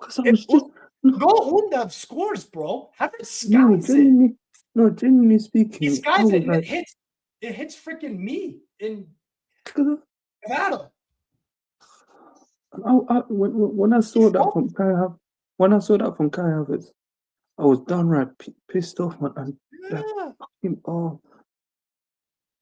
it pissed me off, man. It really and truly pissed me off. Oh, what a save! Yahia Fofana, what a save on Nathaniel Brown. What a sublime strike from him. Yeah, but that's what I say. Some of these players are not good enough, man. Not good enough. What did you say, Travis? Hold on, Adam. Check the private chat. Why the hell did I call you Kai Havertz? That's how you know Kai Havertz. I'm just gonna ignore that happen, bro. We're friends. I'm just gonna ignore that happened and call it a that's cool. I saw your message. Are you talking about the link or what? On the private chat? Hold on, just watch. Just trust.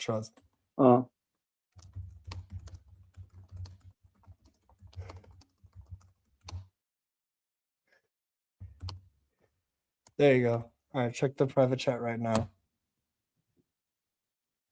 I can't say that phrase, but I need you to say it about what Nagelsmann is giving Voltemada.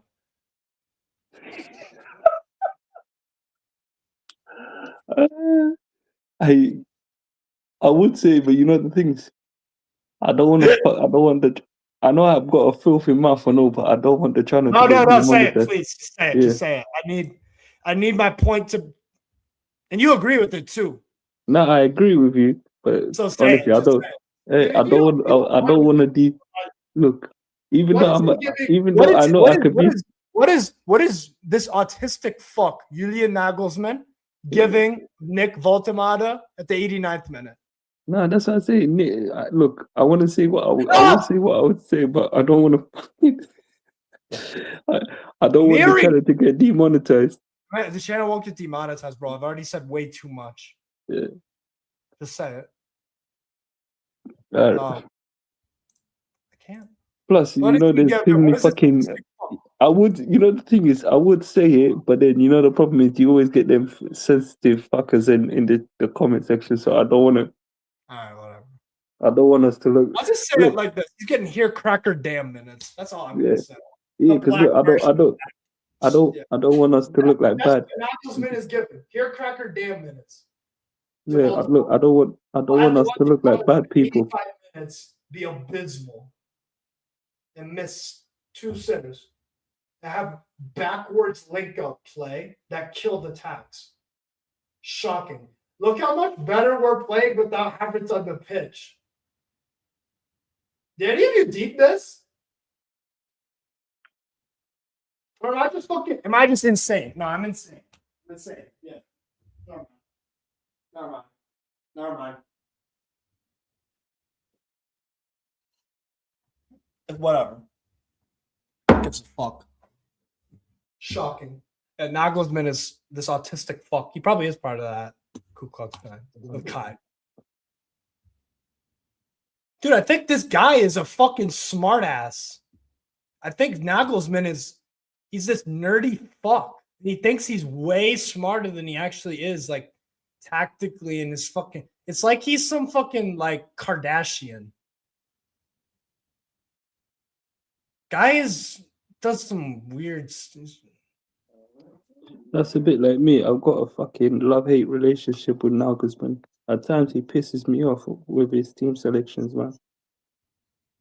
I like the football he tries to play, but like the fucking boners he has for some of the really average Germany players he relies on through thick and thin to execute said football, it's freaking, it's debilitating.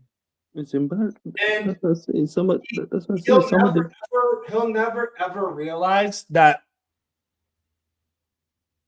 That's what I say. Some of these He'll players never have a solution for Vince Musiala playing on the same pitch at the same time, playing very, very well. Look, for me, that's what I say. For me, some of these players, look, I know some people may not like what. Matt, some people may not like what I'll say, but I think some of them players in that German national team did not deserve a call up, man. You know, I'm gonna bring on Jez here because us three are very much of the same opinion. I'm fucking yeah. Because I was having a discussion. I was talking with one of my mates. He said, "Oh, do I think Germany could win it?" I said, "To be honest with you, it all depends on what's his name fucking Nagelsmann does. If he does the correct thing." Oh shit! Yes, come on.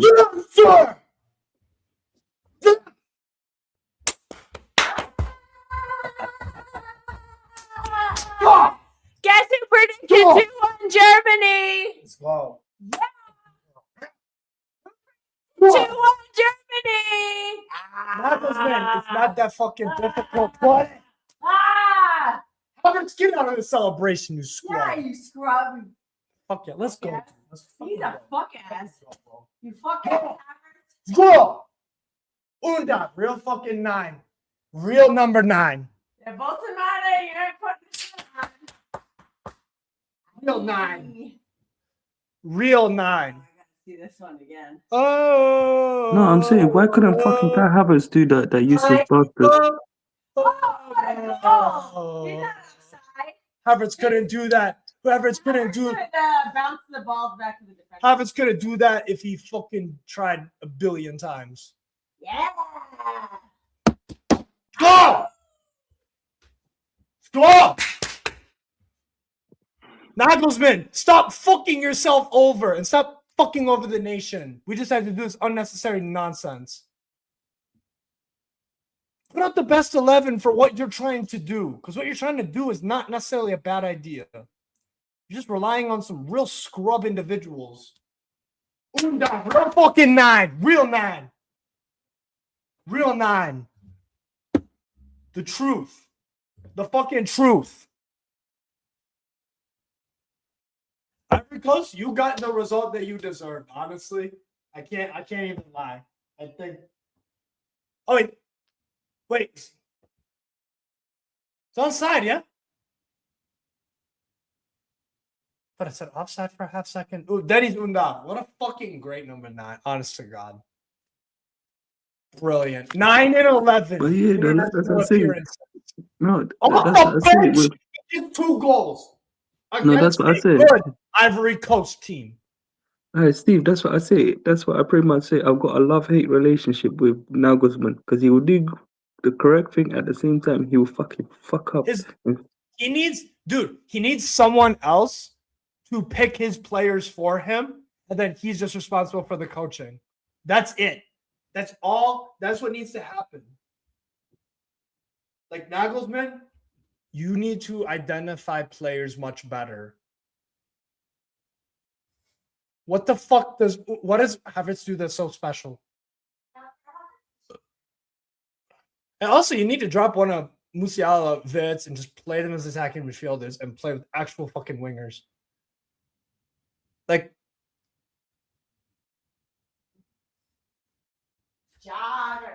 Emekia, great clearance. You did, Jack. Fair play, bro. And you're right. When Arsenal without Havertz actually play much better. Wasted opportunity for me from Côte d'Ivoire.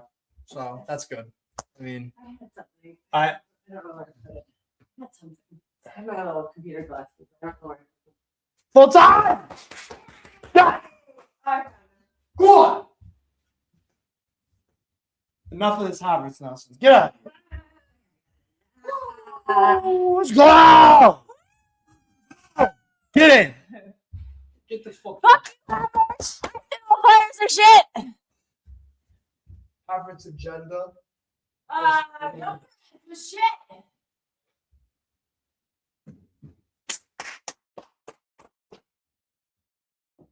Fucking go. Let's go. Wow, what a shocker. You sub on a better striker and then you sub off your worst player and then you play better and score as a result. Who would have thunk it? Let's go. Let's go. Undav, man of the fucking match. Undav, man of the match. I'll give shots up props to Emekia as well.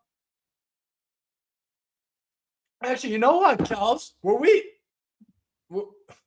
Did Rudiger do that bad? I don't think actually Rudiger did that bad of a job, you know, coming on as a sub for Schlotterbeck. You'd agree, right? I said, I know you don't like Rudiger, but I think he did a good job off the bench. You'd agree? Yeah. I thought we were fucked with Schlotterbeck. Then Schlotterbeck might be hurt for whatever, but Havertz is a lottery player. Yeah, and he barely wins anything. Yeah, I'm German descent. Yes, and that was brilliant. Like he literally almost always is for Germany off the bench. Undav has what now? I think he's 4 goals. Did he get a brace against fucking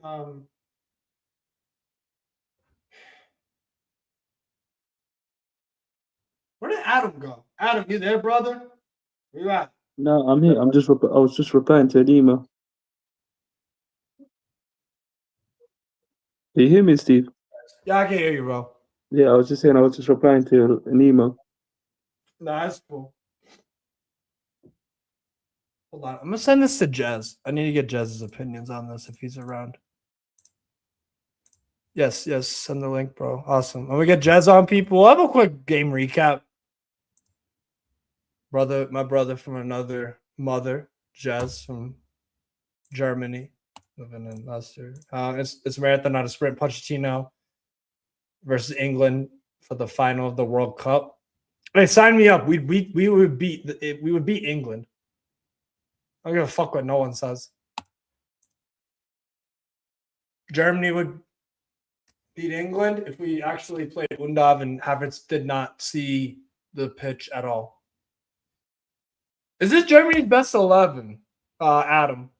Taking Havertz out, benching one of Musiala, Vitz, and Ted, you and Kels was spot on with the 2-1. No, that's what I say, Steve. That's the annoying thing about Nagelsmann.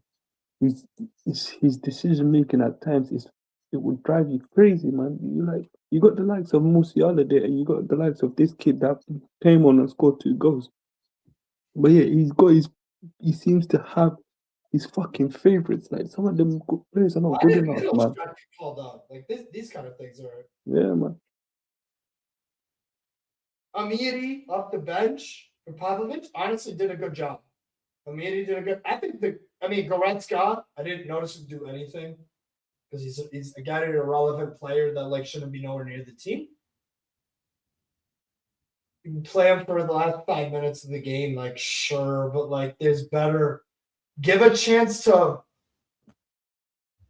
What's the point of playing what's the point of having Goretzka, Havertz in the fucking squad if you're just using them, if you're relying on one of them to be your freaking, like, the guy. Yeah, Ecuador, Curaçao. Yeah, it'd probably be worth watching. Ecuador might miss a boatload of chances, and Curaçao gets some sneaky on the break. I think they'll lose like 3-1 or 4-1 or something, but big up, Jack. Big up, Jack. Thanks for joining. Coming late, but hey, last 35 minutes-ish. Fairs. Curaçao are actually not that bad to watch. They're really, honestly, not that bad to watch. How's the table looking like now? What, are we at the top now? Right, I'll share it. In 2 seconds. I will do that. I'm not yet to look at the... So we're on 6 points, obviously, Deutschland. Yeah, we are on 6. So we're at the top, if I'm correctly speaking. Yeah. Let's see, man. Let's see let's see who we get in the latter stages, man. But he needs to fix up, man, and Nagelsmann. I think it might be. You sick? Wait, go back. I think it might. Yeah. We got 6, so there's 3 points.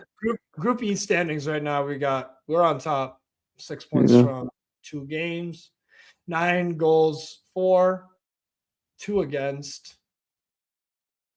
But my only thing with Nagelsmann that he needs to improve with his fucking team selection. Man, sometimes his team selection. Honestly, I'm gonna put that tweet out.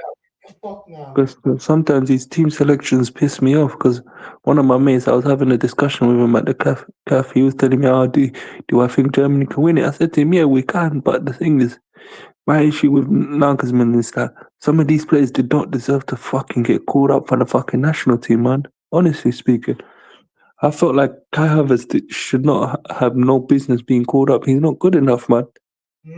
I agree. But he still got called up. But some people will still say, I just don't like him because he plays for Arsenal. No, it's not that. But I just don't think. There's nothing to do with Arsenal. No, there's nothing to do with Arsenal. Chelsea either. Look, because I've just seen him many times. I've seen him several times, whether that be for Arsenal, whether that be for fucking, what was it, for the German national team. He ain't good enough, man. Like, it's just not good enough. Like, tell me this. We went from having the likes of, what's his name? Muller. Yeah, we went from the likes of having Muller. Yeah. All of these, look, the fucking Kai Havertz. Closer, Mario Gomez. Yeah, all of these, look, Mario Gomez, Royce, all of these, look, to the fucking Kai Havertz. That's a fucking downgrade. It's like fucking driving a Ferrari or Rolls Royce Cullinan. I'd rather see Serge Gnabry. No, it's like, genuinely speaking, it's like driving a Rolls Royce Cullinan and then later on driving a fucking Toyota Prius. That's what he is like. It's a downgrade. It's stupid. I agree. Big up, Jazz. What we saying, fam? How you doing? I came obviously big up to you guys. Also, I just came off Soccer from City, and so nice. Obviously just watching the game. I'm not gonna lie. I feel like I can't lie. I know we are usually like very pessimistic when it comes to this team, right? But we have to give the team credit for actually getting the job done. Because I feel like I agree. Because I feel like if this was the team last World Cup, we definitely would have lost this game, in my opinion. Yeah. I feel like we would have definitely crumbled. Like, I feel like once they went up 1-0, even though, if I'm being honest, even though I felt like Ivory Coast were the better team, slightly the better team today, we actually did our best, in my opinion, to stay in the game. Because if I'm Ivorian, Jazz, if I'm Ivorian, I'm gutted we did not. I'm gutted. I'm gutted to not yet, because they had an iron grip. They had us by the literal balls at the start of the second half. We could not get the off. Kessie Ulai was doing fucking insane. Yes. That moves around 3. Yes, like Singo, bombing up. They were too conservative. Yes, that left hand side when Tao moved over and with Brown, that left hand side, they kept attacking us there for like the 20 minutes, and they just couldn't do anything with it. The final third execution for Côte d'Ivoire was a bit poor, and I think a lot of that has to do with Diamand. huge fan of the kid. I don't think he done his best today. Yeah, I think first half, I do think. Effort. Yes, like first half, I felt like he was really honored, right? And you saw how he dealt with Kimmich. But I don't know what happened in the second half when he switched over when Ahmad left, because he stopped taking. He never took on Brown. Right. He never. Like, because I was literally watching. I was making sure, right? Because every time when Diamondo's on the ball, I was always making sure, okay, what is he gonna do? Because you know how much of a danger threat he can be, right? He didn't even took him on once. But Kimmich, he was having this time of his life, right? 88th minute, as soon as Adingra didn't fucking slap the ball across, like when Pepe had all the grass to run at, and he slid it right over to Adingra, and Adingra took a touch, and he didn't even get the shot off. I knew, like, okay, deep down, I should have said it. I should have said it, but I'm like, yo, we're gonna go win. They just passed up. Yes, because even no funny about we're gonna win. Yes, and this is the funny part. Havertz came. I think Havertz just came off before that chance, right? Let me check real quick. Havertz came off. He came off in the 85th minute, and the chance literally happened minutes later. Yeah. And for me, and we were saying this on the stream, like Adrian had to score that, even if you take it first time. Shoot first time. He needs to shoot first time, and he needs to run quicker to the ball. I don't think the pass from Pepe was the best, but it was good enough. Again, not the most ideal. He could do better, but it was good enough to set up Adingra.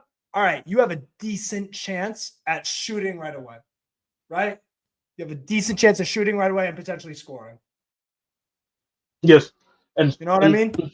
Yes, once after the chance, we had like at least two, three opportunities, which one of them was the goal, right? Brown could have scored. Fofana made a really good save.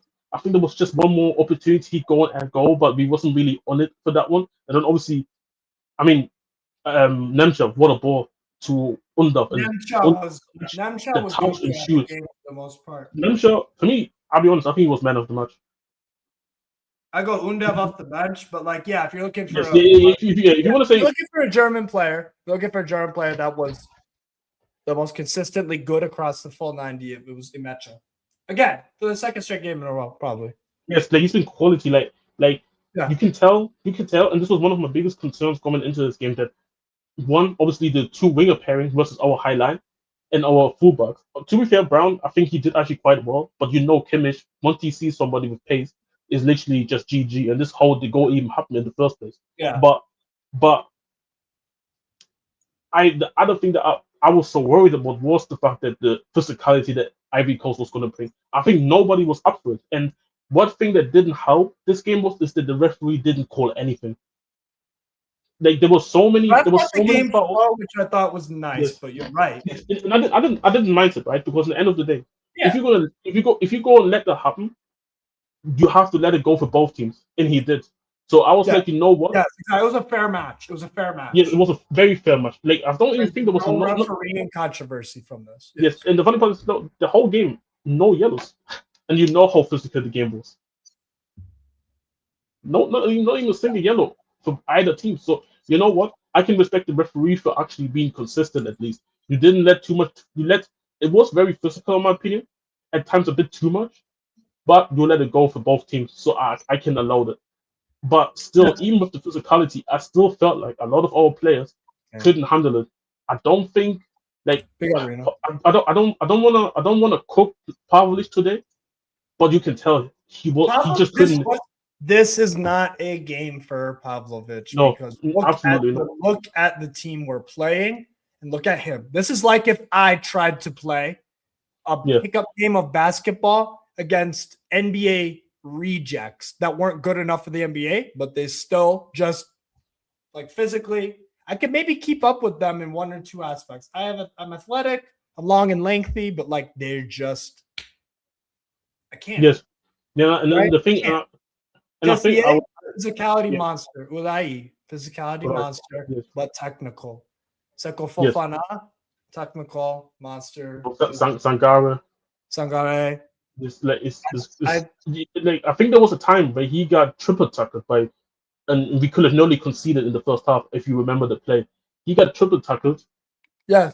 In that one play, he was gone for the rest of the game. I don't think I remember him even once on the ball. Like he was on the ball, but I don't remember.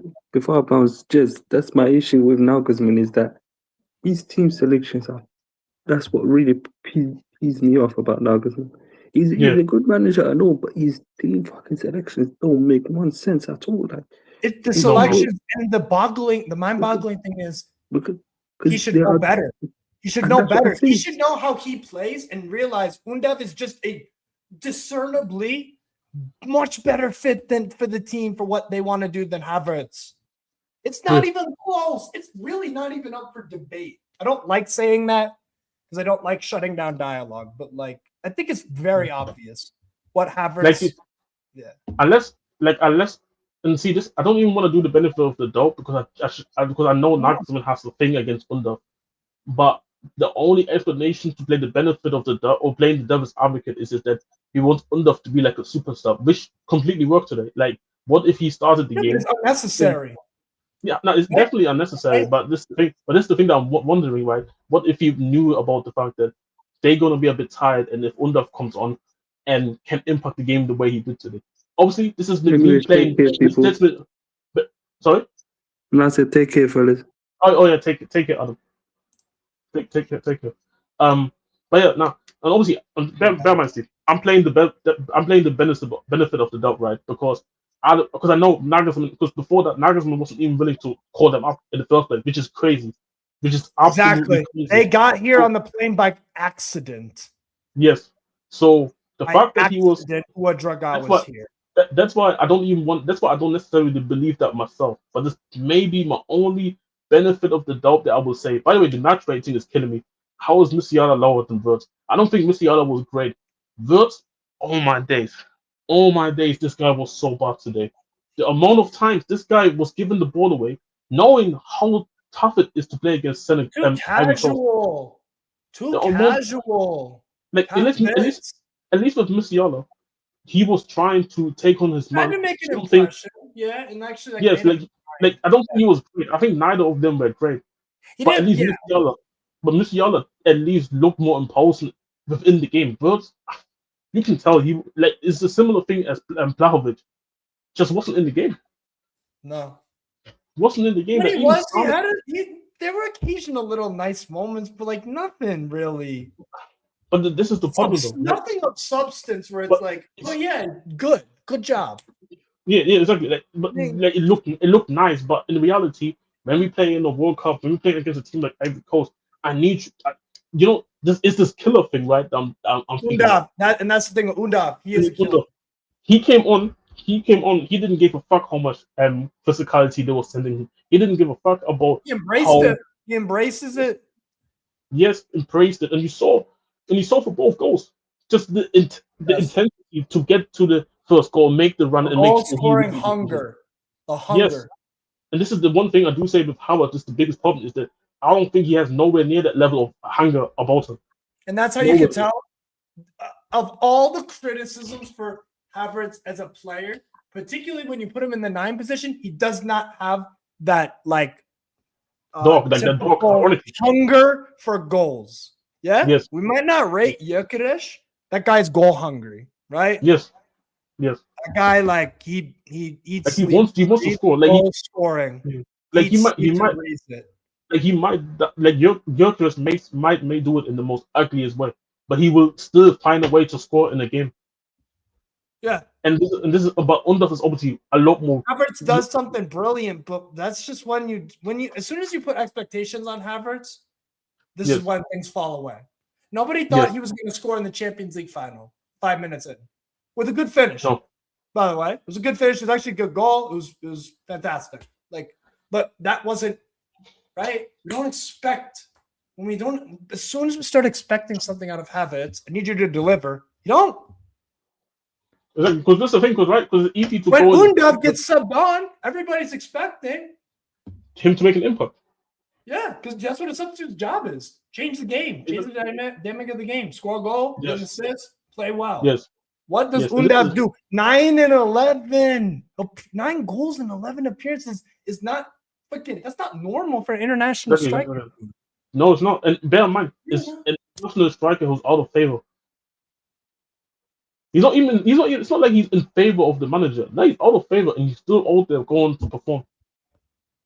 But this is why I low key. That's why I like the fact that Under is like a sub, but in the same time, it's a struggle for me to. Why not be a normal human being and try to win the game from when the whistle blows instead of doing this last minute heroic stuff? Because what if it just didn't happen today, right? What if fucking Nicolas Pepe was a little bit better of a. Actually, no, the pass was good enough. Let's say a Dinger just slots at top corner. Then we're 2-1 down.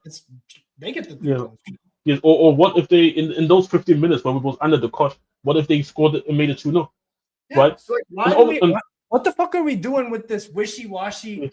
We'll just wait until Undav gets up down and we'll win the game. Yes. Why are we chancing it? How about we try to create our own fucking luck instead of relying on it at times? Yes.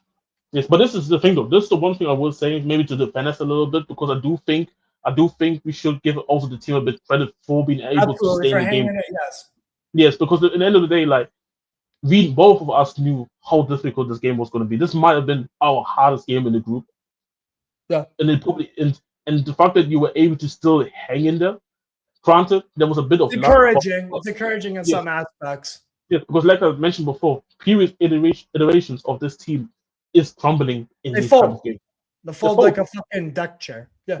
Yes, and I feel like part of it also helped that you have like guys like Brown, guys like Nemja, guys like Under, who are not gonna go out there. Like, I'm sorry, but Wirtz, Sane, Plahovic. Sane, by the way, the halftime subs actually, I give Nagelsmann, as much as I flame him for the Havertz obsession and whatever. Yes. I will say the halftime subs made a better impact on the game. It just took a minute for them to actually go come into effect. Because every coach started out like a house on fire second half. Couldn't get the ball off them. They're evasive. They're combining really well. Kessie was moving like Yaya out there at times. Yeah. Like, just couldn't. He's moving like fucking. I don't know if you watched the USA game yesterday. He was moving like Tyler Adams out there. Yeah, I was watching the game. Yeah, I was watching the game. Yeah, I'm telling you. What a performance he put on, Adams. No, trust me. No, you guys was great again yesterday. Honestly, I obviously, I know Poch was getting a lot of criticism, but you have to give him credit for those. He has done. I'm more than expected. Happy to admit, like, this could be the start of something really, really impressive that I didn't see coming from nowhere. I really didn't. Yeah, he's got us inspired. He's got us fucking attacking. And the good thing about the second half of the Paraguay and the Australia games, like, we sat in a more defensive posture. Yes, Richards has been brilliant. Like, we didn't ever really look like conceding. Like, I don't know. Yeah.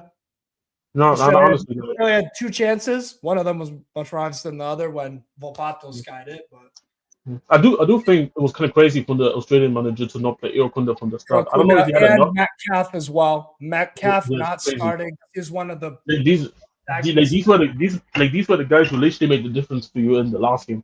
I don't understand, to be honest, but. Right. But this is obviously like a Germany and Ivory Coast review, and but obviously didn't mind just diverting quickly over there. But actually, Ivory Coast, I think they have some qualities that are very similar to the U.S. I really do, because I think they have abundance of athleticism. That's not a problem with them. The U.S. Not at all. I think the difference between the U.S. and Ivory Coast in the tournament so far is that when the U.S. has had to bury an opponent, they have an Ivory Coast. Yeah, they got the late winner, but like they could honestly, they had chances in the Ecuador game as well. Yeah, they did. They did. And they get another. And they didn't have. Côte d'Ivoire took the freaking lead. Yes, they took the lead and deservedly took the lead. And again, that 10 or 15 minutes into the second half, they were playing like the U.S., where you couldn't get the ball off us. We were in control, and we were looking like we were going to score another. The difference is that they didn't score, and they couldn't just wipe the opponent's mentality out from fucking. They couldn't step on the neck and just. That's what it is. And the thing as well is, like, once we equalized, and this is what I started realizing, it's like they were petrified. I said it on the floor stream.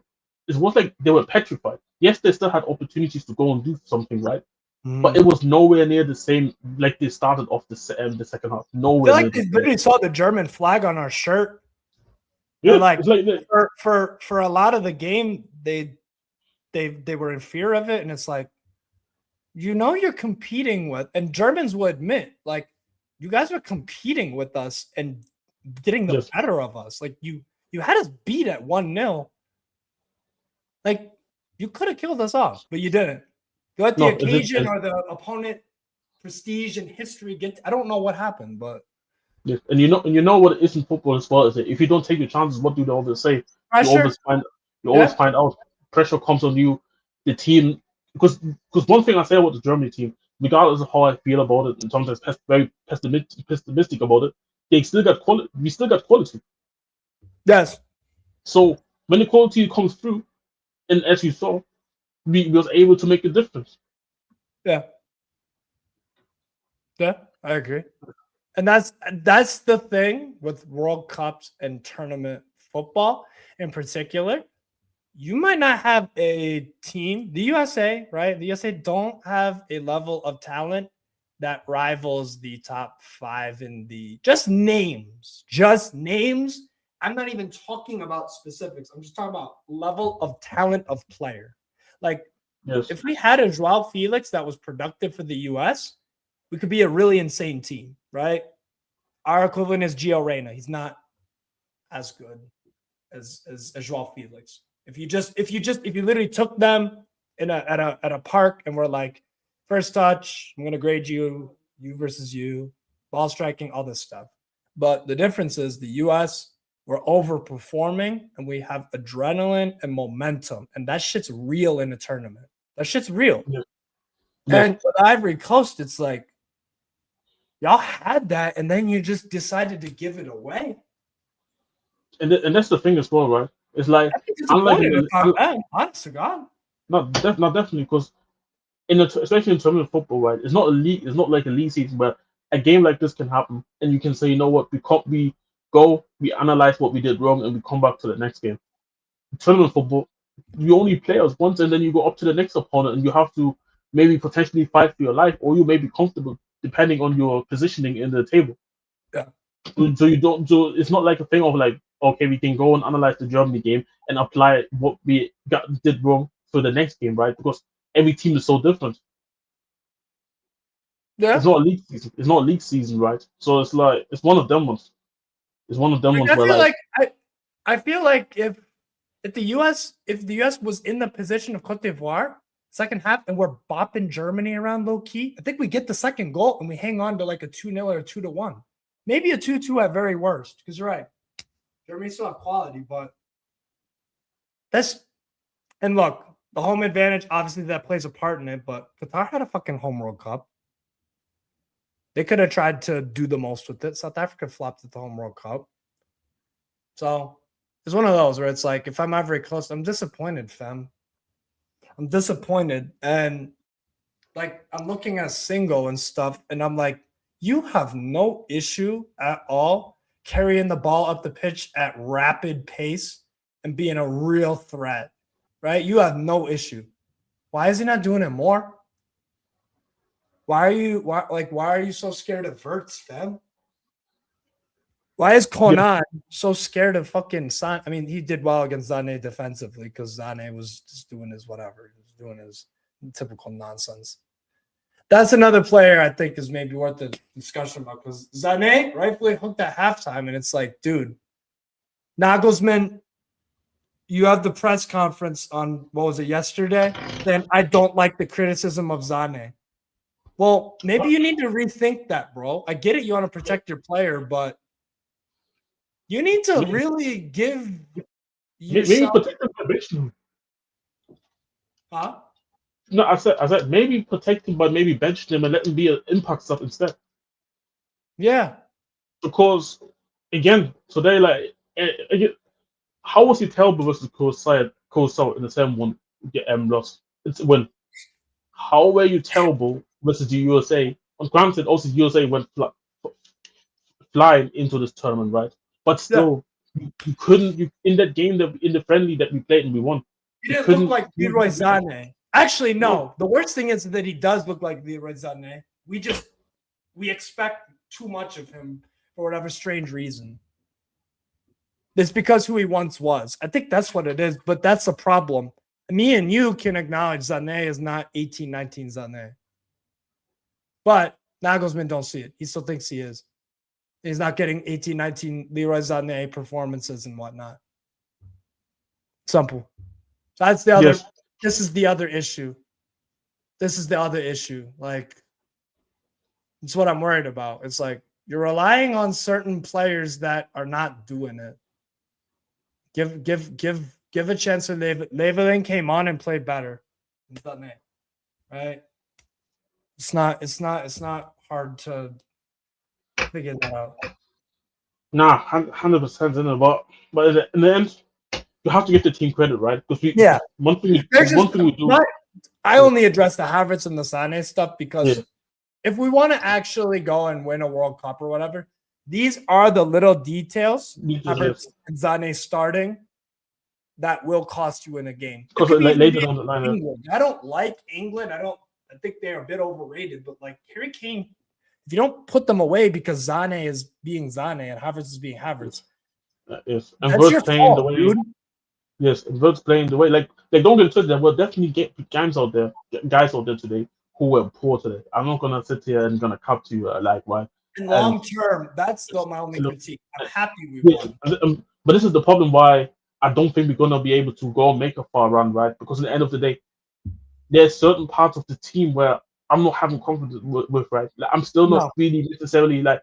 I think Pavlovic is a good player, but I don't know when you get later into this tournament and you're starting to see teams like Ivory Coast is not even considered one of these best teams in the tournament. They may be one of the dark horses, but what if you go and start playing in Spain? What if you go and start playing in France or in England, right? When England is going to go play with Rice, Anderson, and Bellingham, after you saw how he was playing against Kessie, Sangare, and Olai. No. I'm worried about Kimmich defensively. Like the goal came from his side, which was so obvious that it was going to happen. And I'm not necessarily blaming him because at the end of the day, you know his deficiencies. But this is where I'm asking the manager, okay, what can we do to avoid this? Right? Musiala, again, I said impulsing, but this is not going to win us a tournament. No. We know Musiala's level, we know his talent. Yes. Like we know he's capable of more. And the worst part is coming off the injury, but like I flame people when they say, "Oh, Rodri's coming off an injury." That's like 4 months ago, bro. Yes, and the thing with me, show me your level, or I have to question: are you at that anymore? Yes, and for me, the worst part about it is Wirtz is worse. He's worse than Wirtz is worse, and he's been playing the whole. And he's not. Wirtz didn't have no devastating freaking injury. No, so there should be no excuse for you. And this is why I'm like, obviously, realistically, we know we're not going to win the World Cup, right? Realistically, we're not going to win the World Cup. But we need to make, the reason why I'm so happy that we won today is because, again, you're making progression. We're actually making it out of a group which is very relative. It's crazy that we're at this, bro. It's crazy. Yes. That it is crazy. For Germany is advancing out of the group because we fucked up. The funny part is, this was my tweet. Yeah, you saw my tweet when I said just make it all of the group when I saw the announcement of the squad. But it shows you. Me and you both. Me and you. Did either of us pick Germany? I had us third in the group. I third. We said third. Yeah, and it wasn't a crazy take. I think some casuals were like, "What do you mean?" But like, obviously, me and you are familiar with these teams a lot more than others. So it's one of those. Like, all right, cool. You actually surpassed my expectations. I thought we'd draw today. Yeah, me too. Kels was right. Hey, Kels, you were right. I just wanted to give you a shout. But you know what? But even and I know some people are gonna say you was a bit lucky today and stuff, but luck is part of the game. Luck is part of the game. You were right. You were right about the score prediction, Kels. There you go. Oh, yeah, sorry. Yeah. No, it's not. I forgot that you guys were out there. I hope you guys had a good time, by the way, in the USA game as well. It was fantastic. Yeah. Yeah. I couldn't have asked for a better day. Nah, trust me. Especially with win as well. The Seattle, like the downtown was buzzing. Yeah. She got some like food from one of these. There was a Japanese market. There was Seattle's got like a bunch of different foods at this big market. It's from all over the world. You got shrimp and almost anything you could imagine is there, and it's high quality food. It's made by the people who live there, so it's great. She got some need there. Went to Target. I got 4 little nip bottles, like tiny little bottles of alcohol. Chugged all 4 of them. Fucking on the pre-march to the game, we had like thousands of people. Thousands. I might have sent it in the sarcastic group chat. Thousands of, genuinely thousands. You would have thought that it was another nation in red, white, and blue, because like it was a France gathering. Thousands of people going to Lumen Field, like American fans. It was fucking great, and I was going ape shit. It was good. I actually got in pretty easy. They organized the tournament really well, like the entrances to the gates and the tickets. That was great. The game was obviously great. The Aussie behind us was good banter, good dude. Gave us our flowers. Funny. Australians That's what this one is about. Yeah. They had a good 7.5 to like 10,000 people there at the game, because you saw like 3 real big pockets of. Yeah, you know, it reminded me like the Tottenham Stadium where like there's like part of like the stadium. Yeah, just the part where like in away section of the home fans. Yeah. Literally, it was out. The yellow block, they're obviously not celebrating, and then the one next to it. Yeah, it was cool. Yeah. No, definitely. So it was like, the game was great. Belting out the anthem was fucking great. Like everything was just like movie script shit. You score 12 minutes in, you kick ass. Then we get the goal, the second goal, which again, going back to the Ivory Coast thing, if they get the second goal, we fucking lose this game. Honestly. Yeah, because it's a lot closer. Like you saw the difference when Irakunda came on as well, right? Yeah, and it was shocking to me that no, it wasn't shocking to me, because I actually told Kels Irakunda won't play because Popovich is going to do some big brain thing. Some of these managers, I don't know about you, but some of these managers in the World Cup have made some awful decisions that have burnt them real bad. Oh, no, I agree. Bad decisions. Whether it's in-game subs or starting 11 choices, or the way they've approached a game, their reaction to their maintenance of something good going on. Like I've seen some bad stuff. Some from managers being like, what are you doing, man? Why are you not playing Irakunda? You don't need to big brain this, okay? You're going to be counterattacking against the United States, and you choose a Velupile, who's a good player. I like him. I watched the A-League. Good player, very good dribbler. Not the quickest, though. He's not an out-and-out outlet. Irakunda can do what Velupile can do, and he's a fucking outlet. What happened? The Australians did not have an outlet in the first half of the game because they had to play short, and then they would lose the ball because Freeman and Robinson were pinned up high on Velupile and Lecky, and they would be like, I can't take them on because I'm in my own half. Like I don't have that. I don't have game like that to get around them, because even if I do beat them, Robinson and Dest and all these fuckers are athletic freaks. They'll just come from behind and slide tackle me. So they had to go back to the midfield.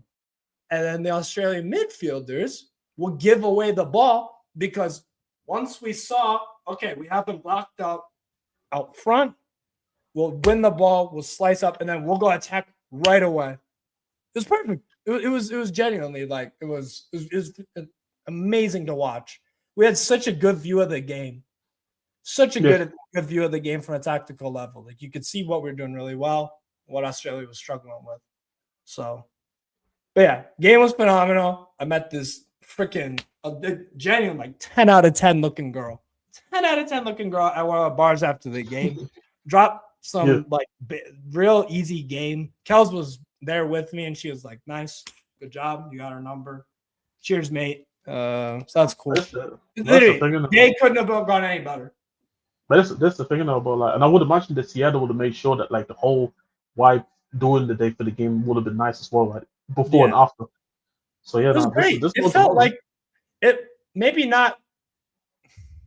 It's different to Europe because we just have a different sporting tradition, but like culture, on the level of enthusiasm as a game in Europe, or if there was a big game in an African, with an African team from Morocco. Obviously, you have more fireworks and a bunch more, but I'm just talking about the enthusiasm and the dedication from people towards supporting their country. It was great.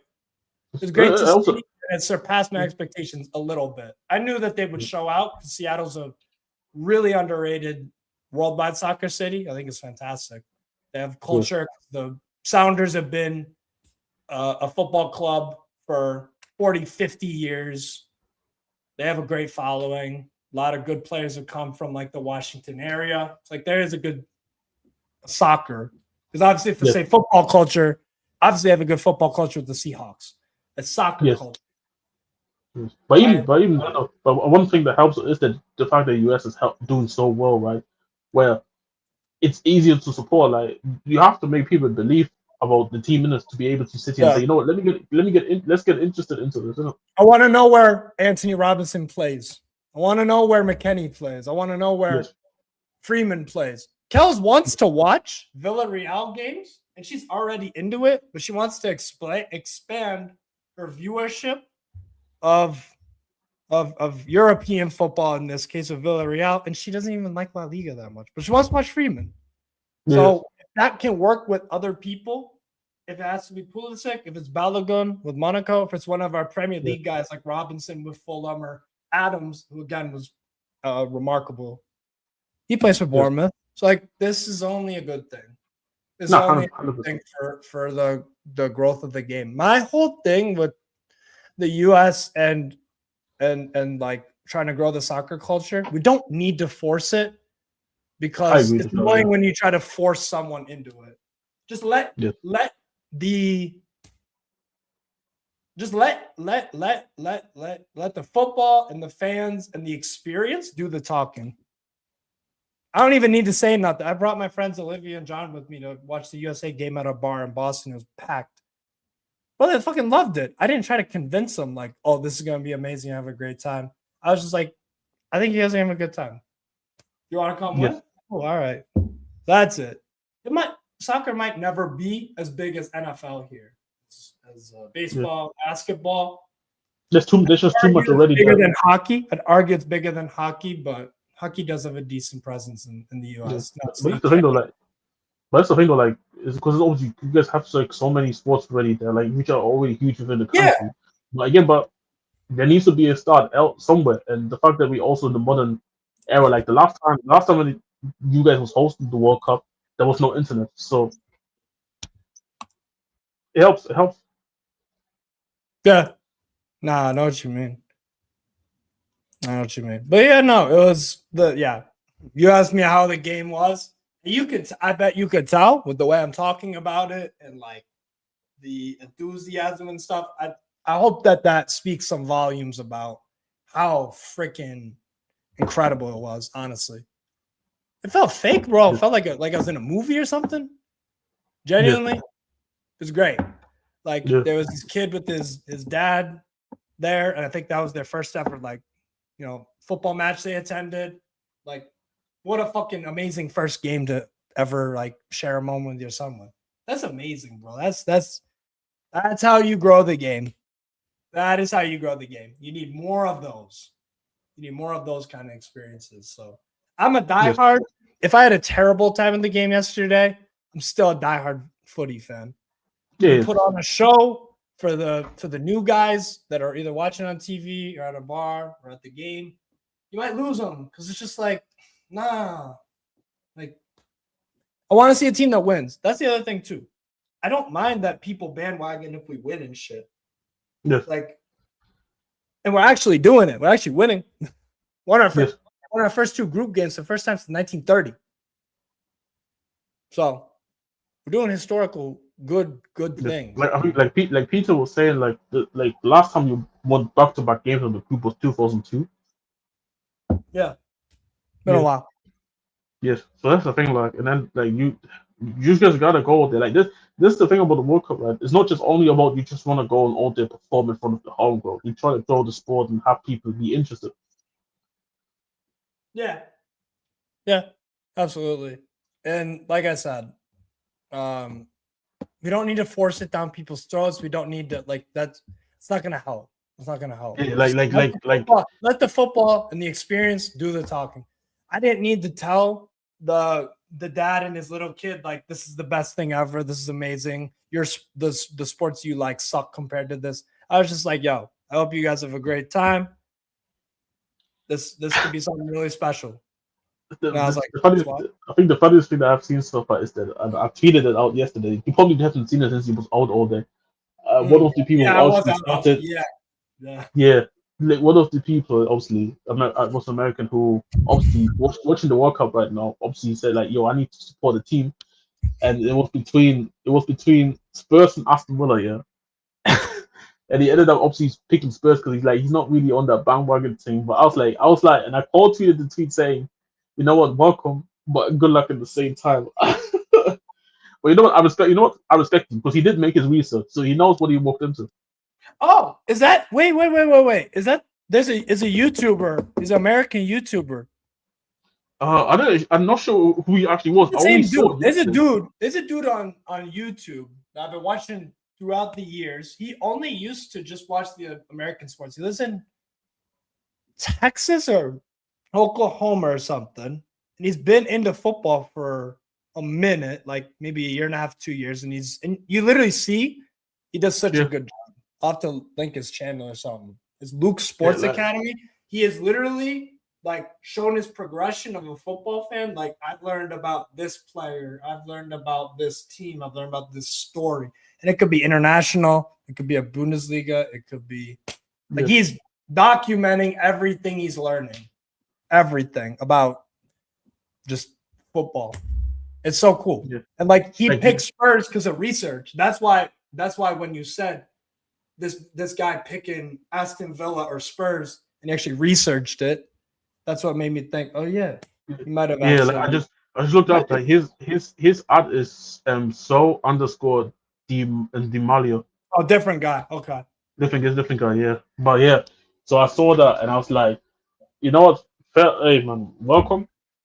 But obviously you make your research, so like just good luck. But it's a grind, man. It's a fucking grind, man. But you know what? But that's what I love though. Like trying to get people to actually get interested into the sport, right? And actually have right. Because I feel like a big issue with the sport. Like, I told you all the time, like my biggest issue with what it was with the NFL when I started first off was the fact that the amount of timeouts and stoppages. Like this is crazy to me. I was never used to that. But now I'm obviously used to it. With football, unlike basketball or anything, like there's not that many stoppages. Like it's literally you just play the halftime, play the second half, and the game is done. Yeah. So yeah, so like people need doping, people need always something to happen.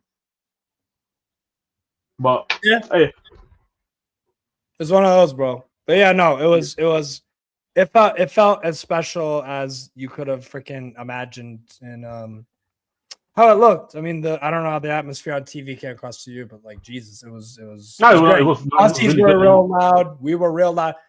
Kels keeps going on about it, and rightfully so.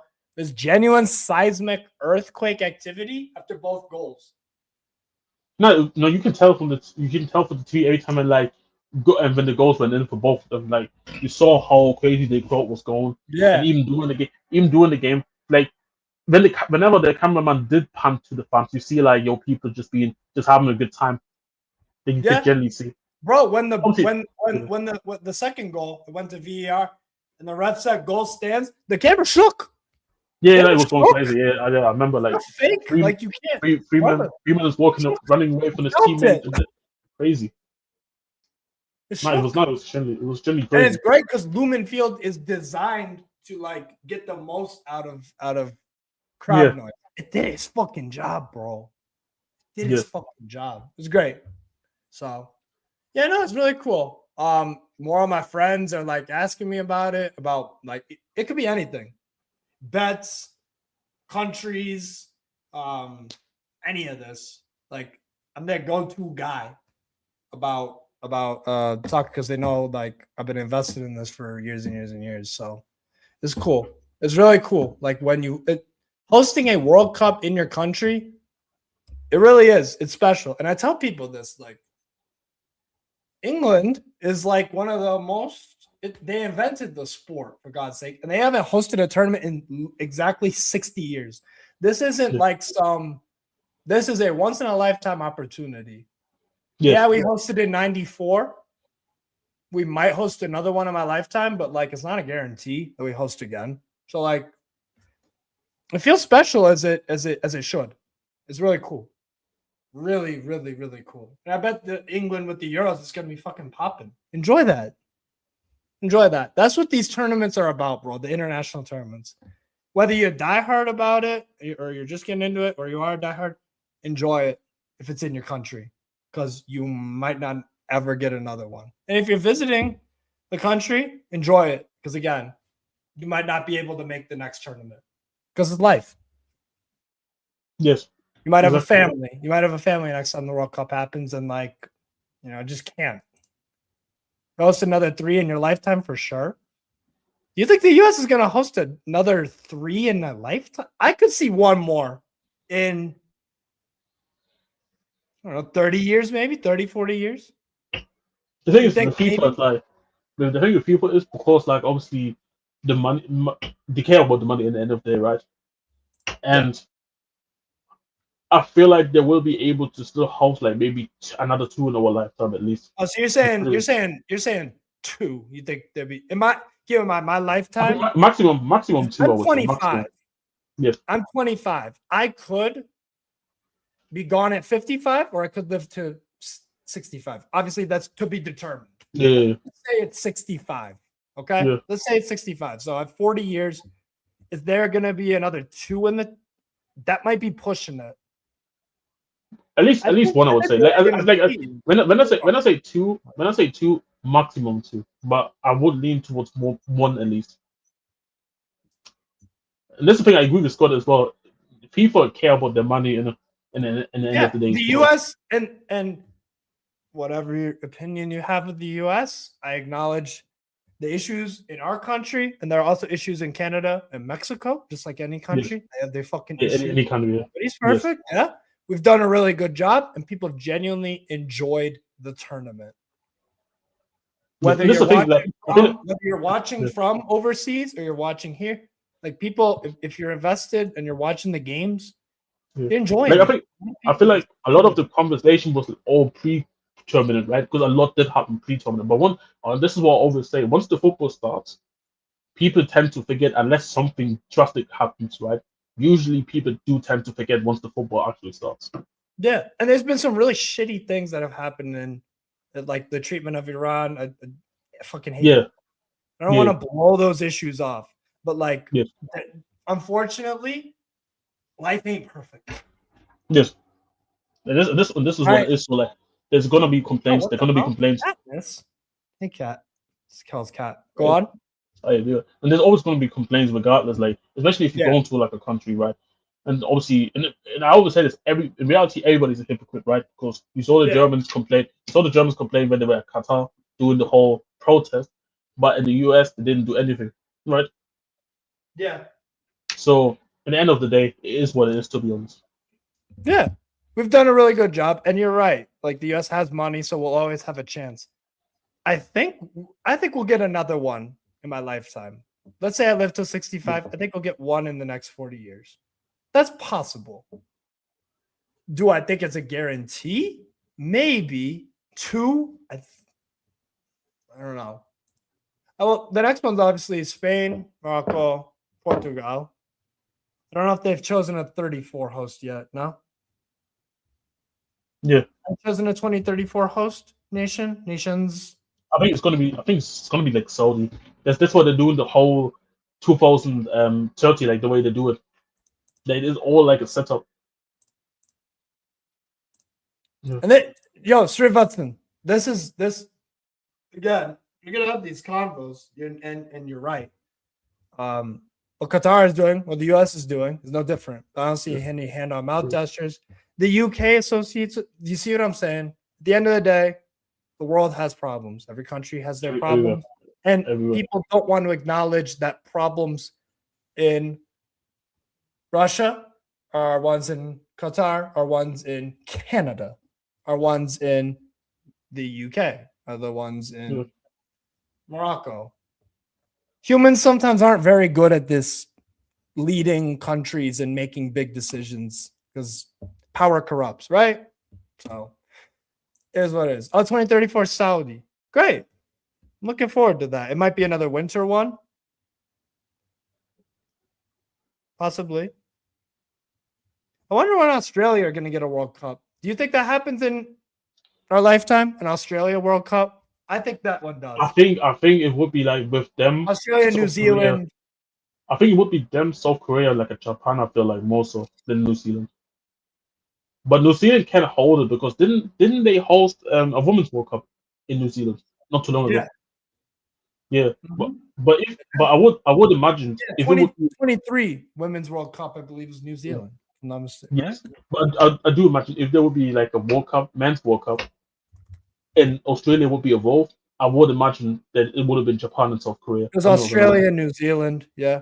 2023 FIFA Women's World Cup. It was Spain won it. And then it was I remember that because I was watching the World Cup. Good tournament. It was a good tournament. It was a very good tournament. It's a good tournament. That was one of the times when the US like bombed out. So like it was genuinely like an open, and I knew we would because we weren't going into that tournament on great form and the coach and all this. But once we got knocked out by Sweden, I was like, yeah, Spain, England, Sweden, even Australia, like they could all win it. It was very open. So that was a good tournament. It's a genuinely good tournament. So yeah, I think an Australia World Cup is up there. An African one is a partially African one, obviously is gonna happen in Morocco. I think maybe a World Cup in one of the Nordic countries. You could do that, or Switzerland, Italy, France. Switzerland, Italy, France, Germany, Austria. You could do that. Maybe leave one of them out. Yes, like with them doing it the way they're doing it right now, it's just a precedent of being able to involve multiple countries. I know it's a money scheme. Yeah. It's a money scheme. We all know that, but this is what literally is going to happen. But then again, it's cool. I think it's really cool that you have 3 countries that have hosts, because obviously, if you only have it in one city, everyone has to go to that one city. Australians, people from Tunisia, people from America, wherever. They all have to go to one city. So if you have it spread out across 3 countries, you're going to cover more people. Like, it's easier to get an Australian to get from Australia to Seattle than it is from Australia to Florida. Yes. It's a little bit more expensive.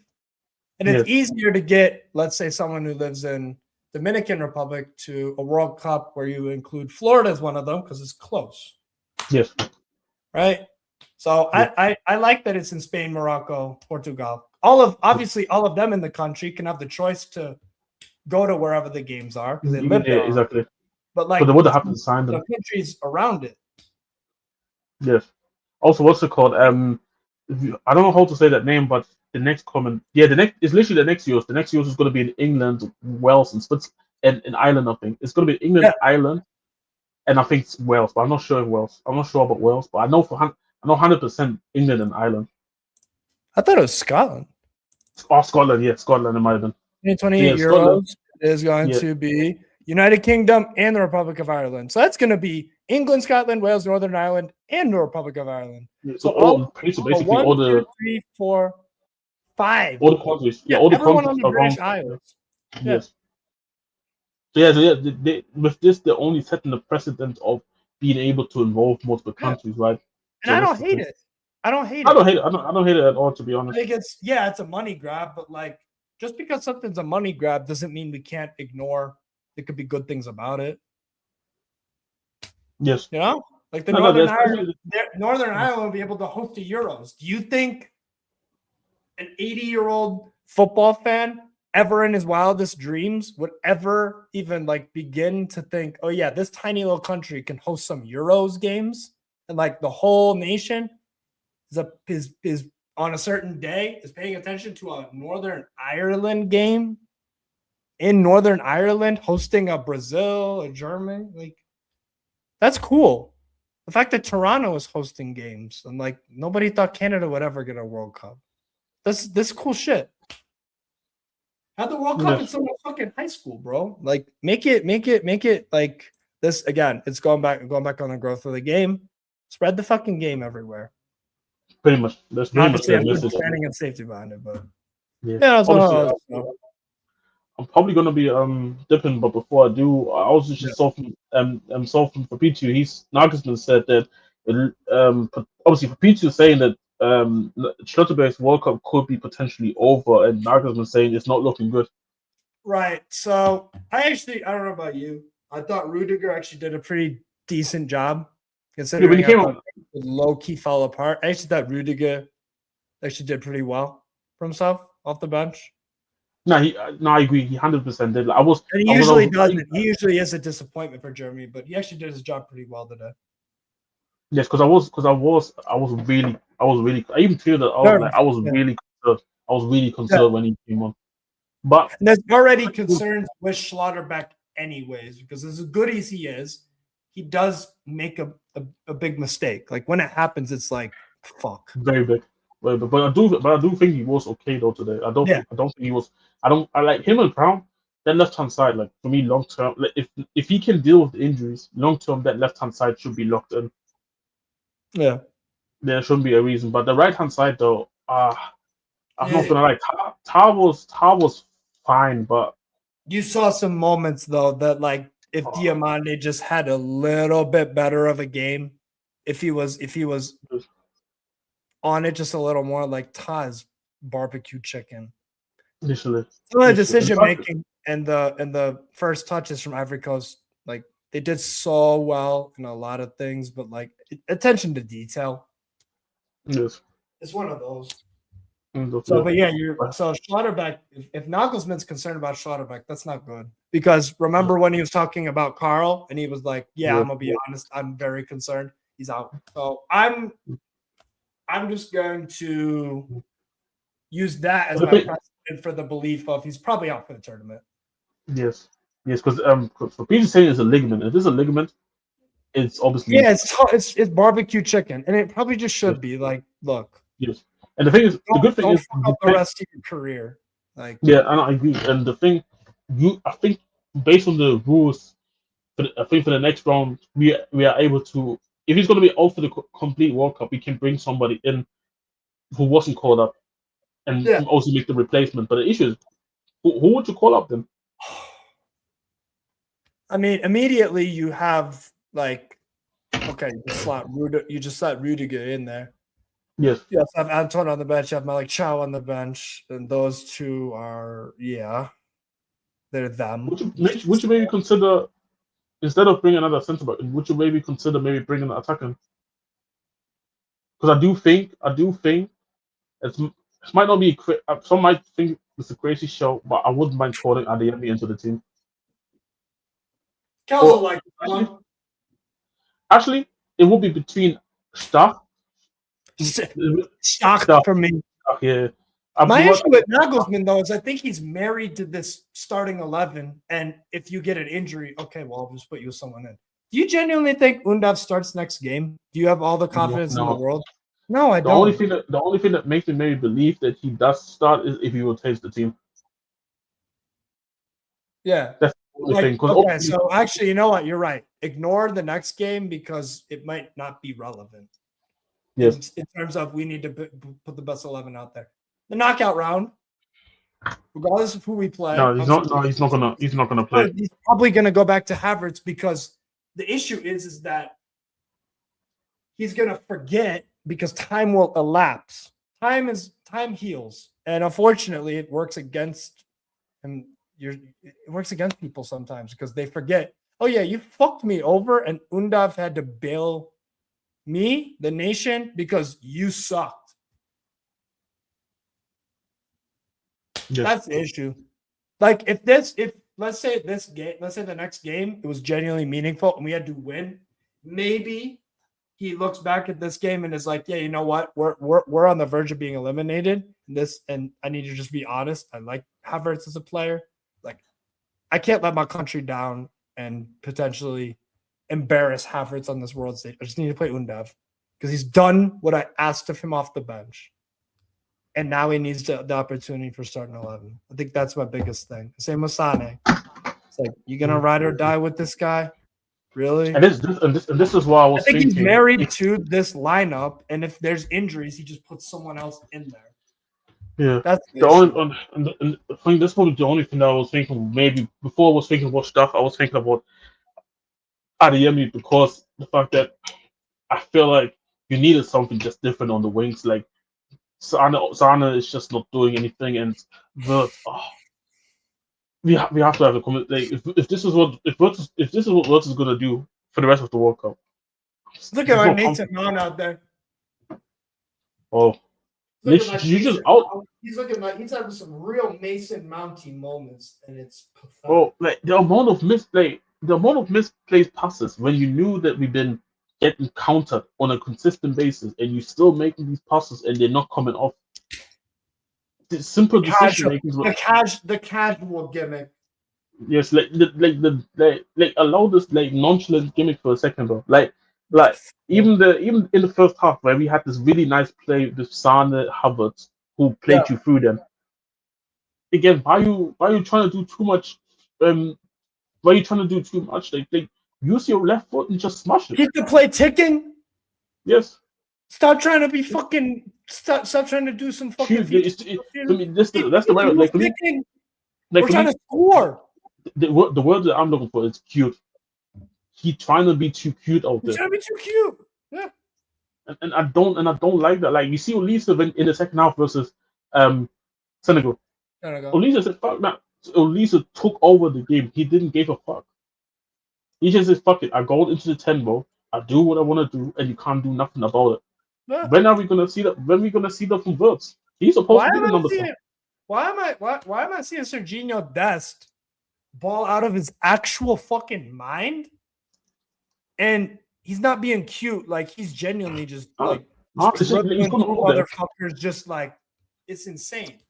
And it's nothing. Wirtz has more talent than Dest. 100%. And this is what irritates. This is what makes me annoyed. You're not like Dest is playing like I'm gonna just dribble through you. If you fucking stop me, I'm not even contemplating that. I'm just going to do it. But it's not an arrogant thing. It's a I'm on cloud 9 confidence wise, and I know exactly what the fuck I'm doing. I'm gonna chop you up, and you can't really do nothing about it. And if you do, all right, well, I'm gonna do it again. I'm gonna do it again, and I'm gonna do it better next time. With Wirtz, it's like, can you fucking like come up with something new? Doesn't work for you. Like you're not playing well. Get the fuck out of here. It's super aggravating. Kimmich does the same thing sometimes. No, 100%. Like, but visibly, Havertz is the worst at it. This walking presser. Oh, like again, we said it under. Like he's not on about this nice touch. Like, well, no, I'm plus better than Havertz. And when they switched to 4-4-2, they pressed better. It didn't result in anything because Havertz wasn't keeping up with the press. Okay. Kusunu was on the ball. Havertz would press. Havertz is here. Agbadu's here. Havertz isn't pressing. He's jogging like a fucker. And it's like, okay, well, I'll just pass it to Agbadu. Okay.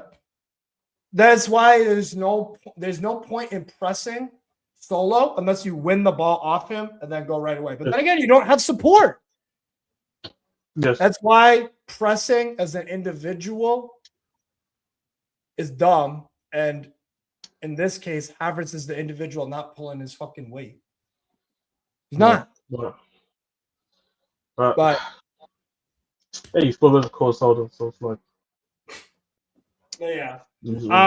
Ecuador, Curacao people. Great match debrief from me and Jazz. Got a good football conversation in general. So, yeah, we'll be back though. We will be back, people, about half an hour-ish for Ecuador Curacao. See if Curacao can spring a surprise. Maybe Ecuador miss a million chances again, like they did against Côte d'Ivoire. So I don't know. We'll see. Anyways, people, enjoy the World Cup. Like I say, as always, Jazz, thank you for joining. And yeah, we'll be back very, very shortly here for Ecuador and Curacao. Take care, people. And let's go Deutschland. Come on. Because all you talk about, you're uncertain about Justin Herbert, but you get on the floor for this clown. He's a bum. He's trash, and you know it. And every time you bring him up, I'm going to let the world know exactly.